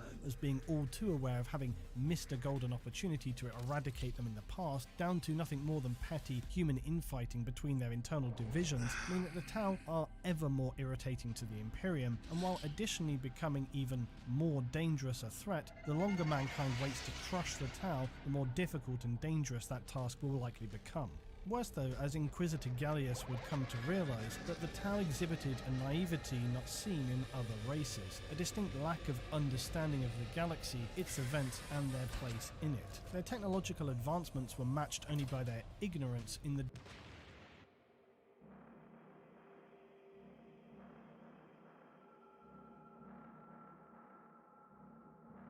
dangers of over-reliance on technology. Such things brought to the Inquisitor's mind scripts that he had read that described mankind before the Dark Age of technology. And while so much knowledge of this time is lost, it is believed that mankind's fundamental faith in technology and the over-reliance on machines caused the downfall of humanity and threatened to spread out beyond. If the Tau were already on a path to developing ever more advanced technology, it was surely only a matter of time before they began to develop that which the Imperium and humanity place among their most severe fears, the development of artificial intelligence, abominable intelligence. To that end, the Tau represent a clear and present danger to the Imperium of Man, and perhaps the entire galaxy, beyond what many could imagine.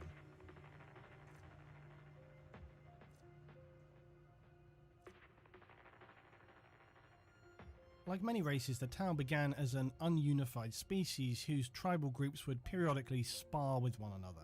They would have their own territorial space and defended against those who infringed upon it. And in these early times, the Tau were formed of 4 specific castes who were continually warring with each other. And the severity of these skirmishes, added with the uncompromising nature of the Tau at this time, is said to have risked the very survival of them as a species. And this period of brutal warring is known as the Mon Tau. It all began during a conflict between some Tau warriors of the plains and those of a fortress city, Luetin. The plains Tau had assaulted and subsequently set up an encampment around the city, but negotiations had failed. The plains warrior Tau would not be satisfied until the entire city lay in ruins and its citizens were broken and slaughtered. The conflict went on for years, and despite holding out as best they could, the inhabitants of the city began to fall victim to deteriorating health and ever worsening living conditions. Starvation, disease were starting to take hold, and the situation looked bleak for the citizens of the city. However, it was at this time that 2 mysterious individuals would appear.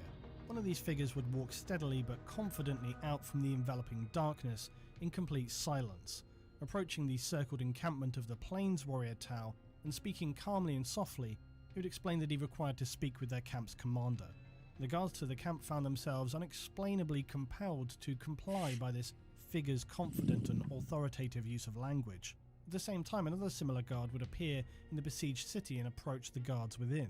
When questioned as to how he'd been able to enter the lockdown city, he simply refused to answer, but instead requested to speak directly with the Castellan of the fortress city. Despite the years of bitter fighting between the 2 groups of Tau, the strangers came into the centre of the conflict with a dignified sincerity and overwhelming calm confidence about them that radiated onto those around them. This strength of presence, combined with their skillful abilities in diplomacy, left both the attackers and defenders ready to begin new peace negotiations within hours. The gates of the city were swung open, and as the party of defending Tau walked out for the first time in years, a party from the encamped Plains Tau also approached. These mysterious strangers initiated the first talks between these sides in years, and as they spoke, they would highlight the positive traits of both sides, and that if they could only consider uniting their strengths together, they could, instead of slowly weakening one another, achieve a form of collective forward progression that would be a greater good for all. This description obviously skims what must have been a more powerful event than just such simple words. The 2 figures had a certain power over the other Tau around them, and as they spoke to their philosophy extensively beneath a pure white moon that illuminated the figures as they talked long into the night, and as the sun broke over the horizon the next day, a previously unthinkable situation had been achieved. A truce had been drawn between the 2 warring sides.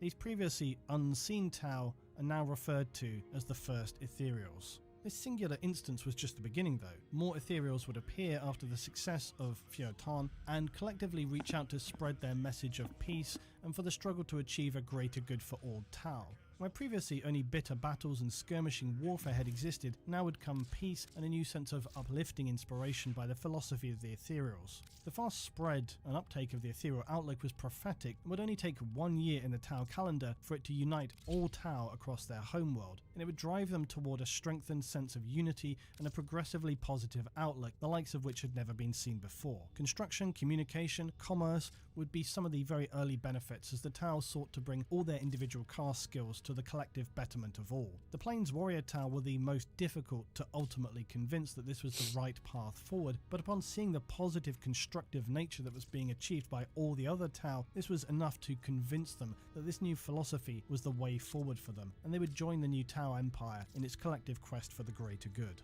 The newly reformed race of Tau was now comprised of 5 castes: the Earth caste of builders and artisans, the Water caste of traders and merchants, the Air caste of scouts and communication experts, and the Fire caste, those warriors of the plains. The 5th caste are of course the Ethereals, the unifying force in the Tau civilization, and they are in this sense the superior individuals, the elites. They are the 5th elements in the Tau caste, because they are the unifiers.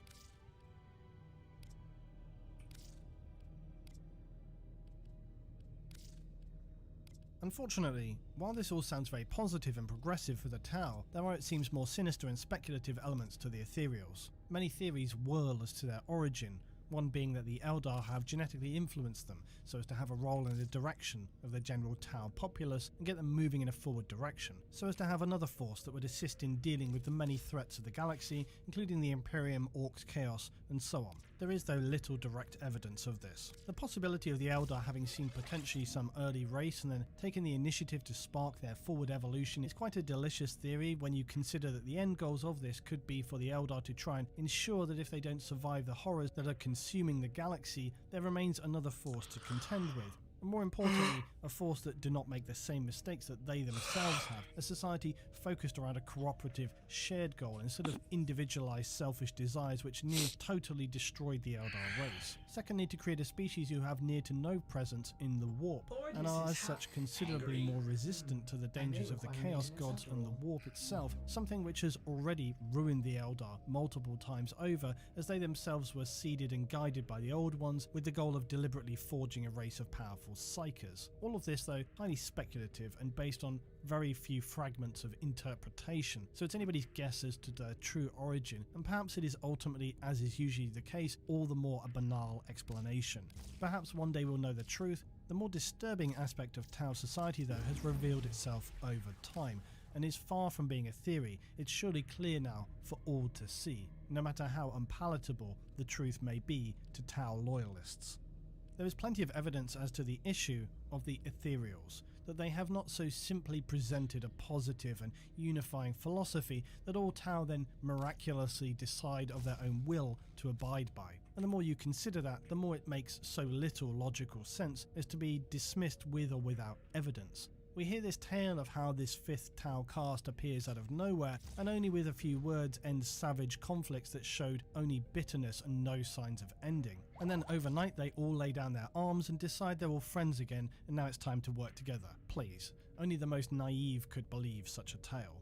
Interrogations and autopsies by the Imperium, as well as documented accounts, have with solid reasoning that without the presence of an ethereal, the Tau are more than likely to revert to a state of self-determination and directly abandon the philosophy of the greater good. This runs in complete contradiction to the official Tau line that all Tau understand by its very nature that the greater good is what they must and will willingly dedicate their whole lives to, as there is no other logical choice to make. The fact that this is demonstrably untrue suggests a very uncomfortable truth, that if suggested, any Tau would immediately and strongly dismiss, and a reasoning that Ethereals have no explanation for and become suspiciously silent over if pressed to answer. The truth that the Ethereals are essentially a coordinating class, and it is they who enable the Tau to function as a unified collective. I'd be sure, much to the Tau's horror, that if they took the time to really consider this, they in actuality operate not so unlike the Tyranids with their hive mind, and how this is achieved by the Ethereals is unknown. Imperial biologists have suggested that the diamond-shaped organ in the centre of their foreheads plays some role, but results as to its purpose have yielded inconclusive results. Other theories speculate that the Ethereals control the lower ranked Tau with some biological chemical means exuding like a pheromone, or even some low-level latent psychic ability, except that the Tau, as far as we know, have no real psychers in their own race. Now, whether this collective control is a more passive influence, leading the lower caste to simply be more open to suggestion, or if it is in fact a far more aggressive and enslaving sense of control, is open to discussion. I lean more towards the sense that it lies somewhere between this direct control and passive suggestion, that perhaps some Tau are more easily influenced than others. It's also possible that for many Tau this guidance is only partly necessary. The strength of an ideology can be very persuasive, Maybe the ethereals are only needed to keep your This average is a Tau mobile in defense check. mission. There's no disputing though that You those must who deliver exist within the payloads Tau and defend Empire a number are of living a lie, locations whether they while I know break it or into the not. And this is evidenced by the fact that Be Tau who are prepared for cut off heavy from their resistance. ethereals seem to revert to a can't do this pre-greater without you. good sense of individuality, We'll put which an if the end Tau's to this ideology is to be corpus believed and taken as they themselves describe it, seems extremely unlikely. If you were absolutely convinced and indoctrinated into your society's ideology and philosophies, why would you then so abruptly abandon this at the first opportunity, and more specifically doing so when ethereals are absent? It clearly points towards We have got to find a terminal. Proceed and prepare.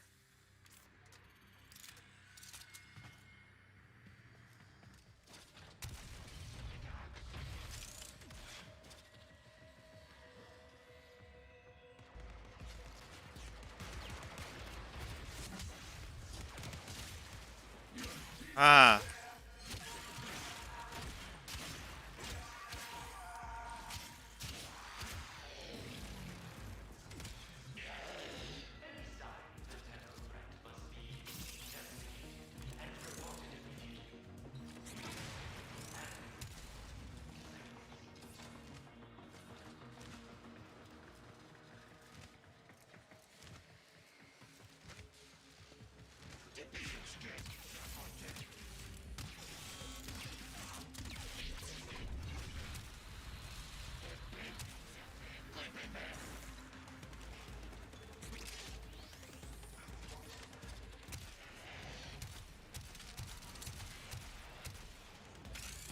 Terminal spotted. Upload me and prepare to defend. I'm in, Tenno. This will take a moment.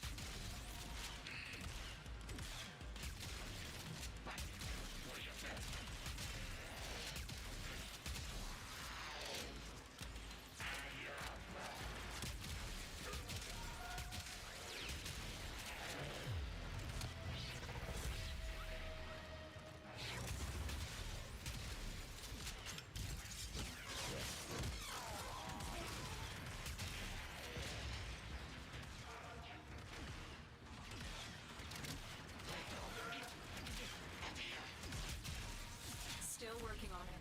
Continue to defend.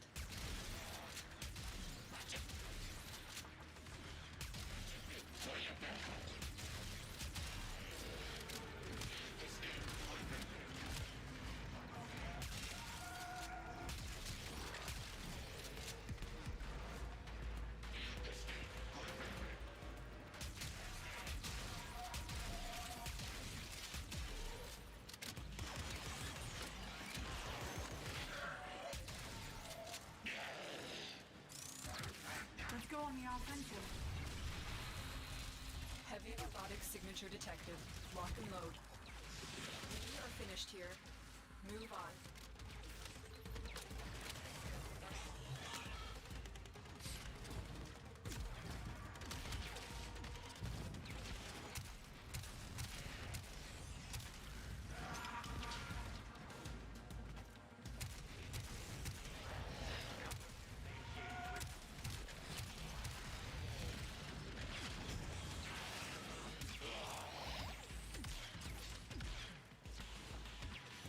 Location reached. Drop me in and defend our position. I'm in, Tenno. This will take a moment.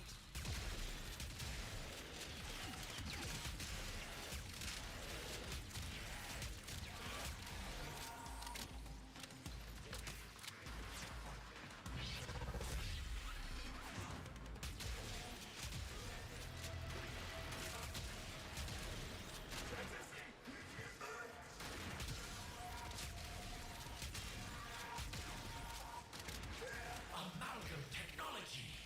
It's beautiful. Experience it. One death at a time.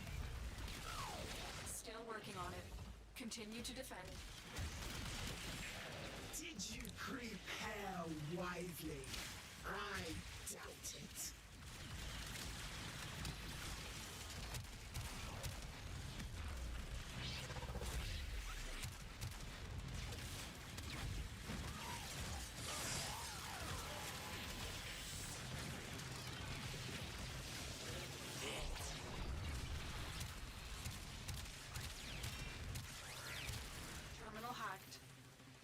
moving.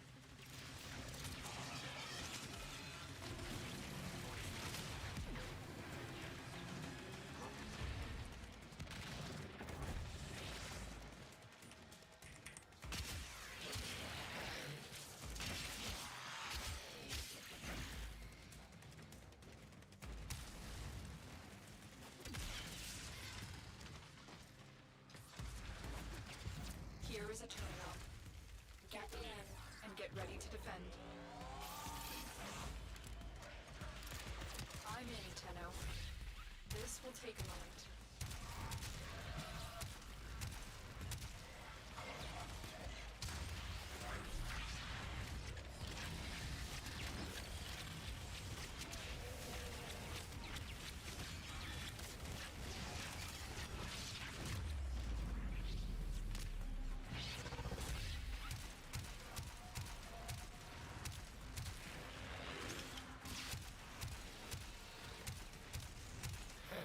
Now he trails for something completely different.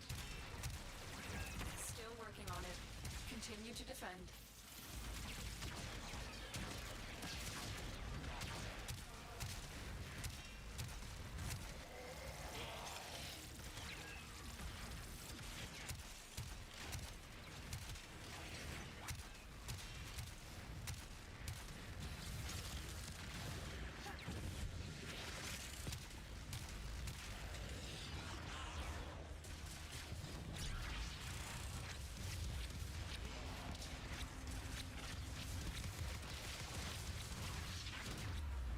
The odds were against us, Tenno, but we did it.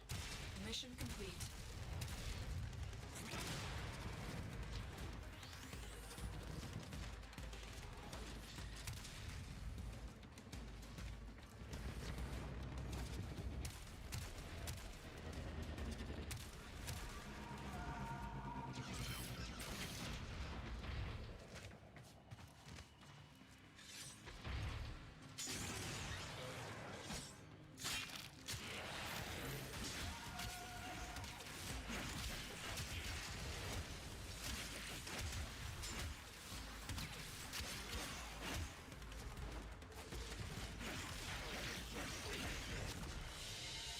I see, I desire, I take.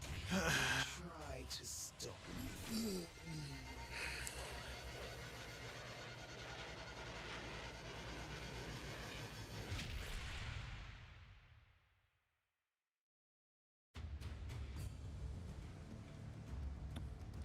See ya.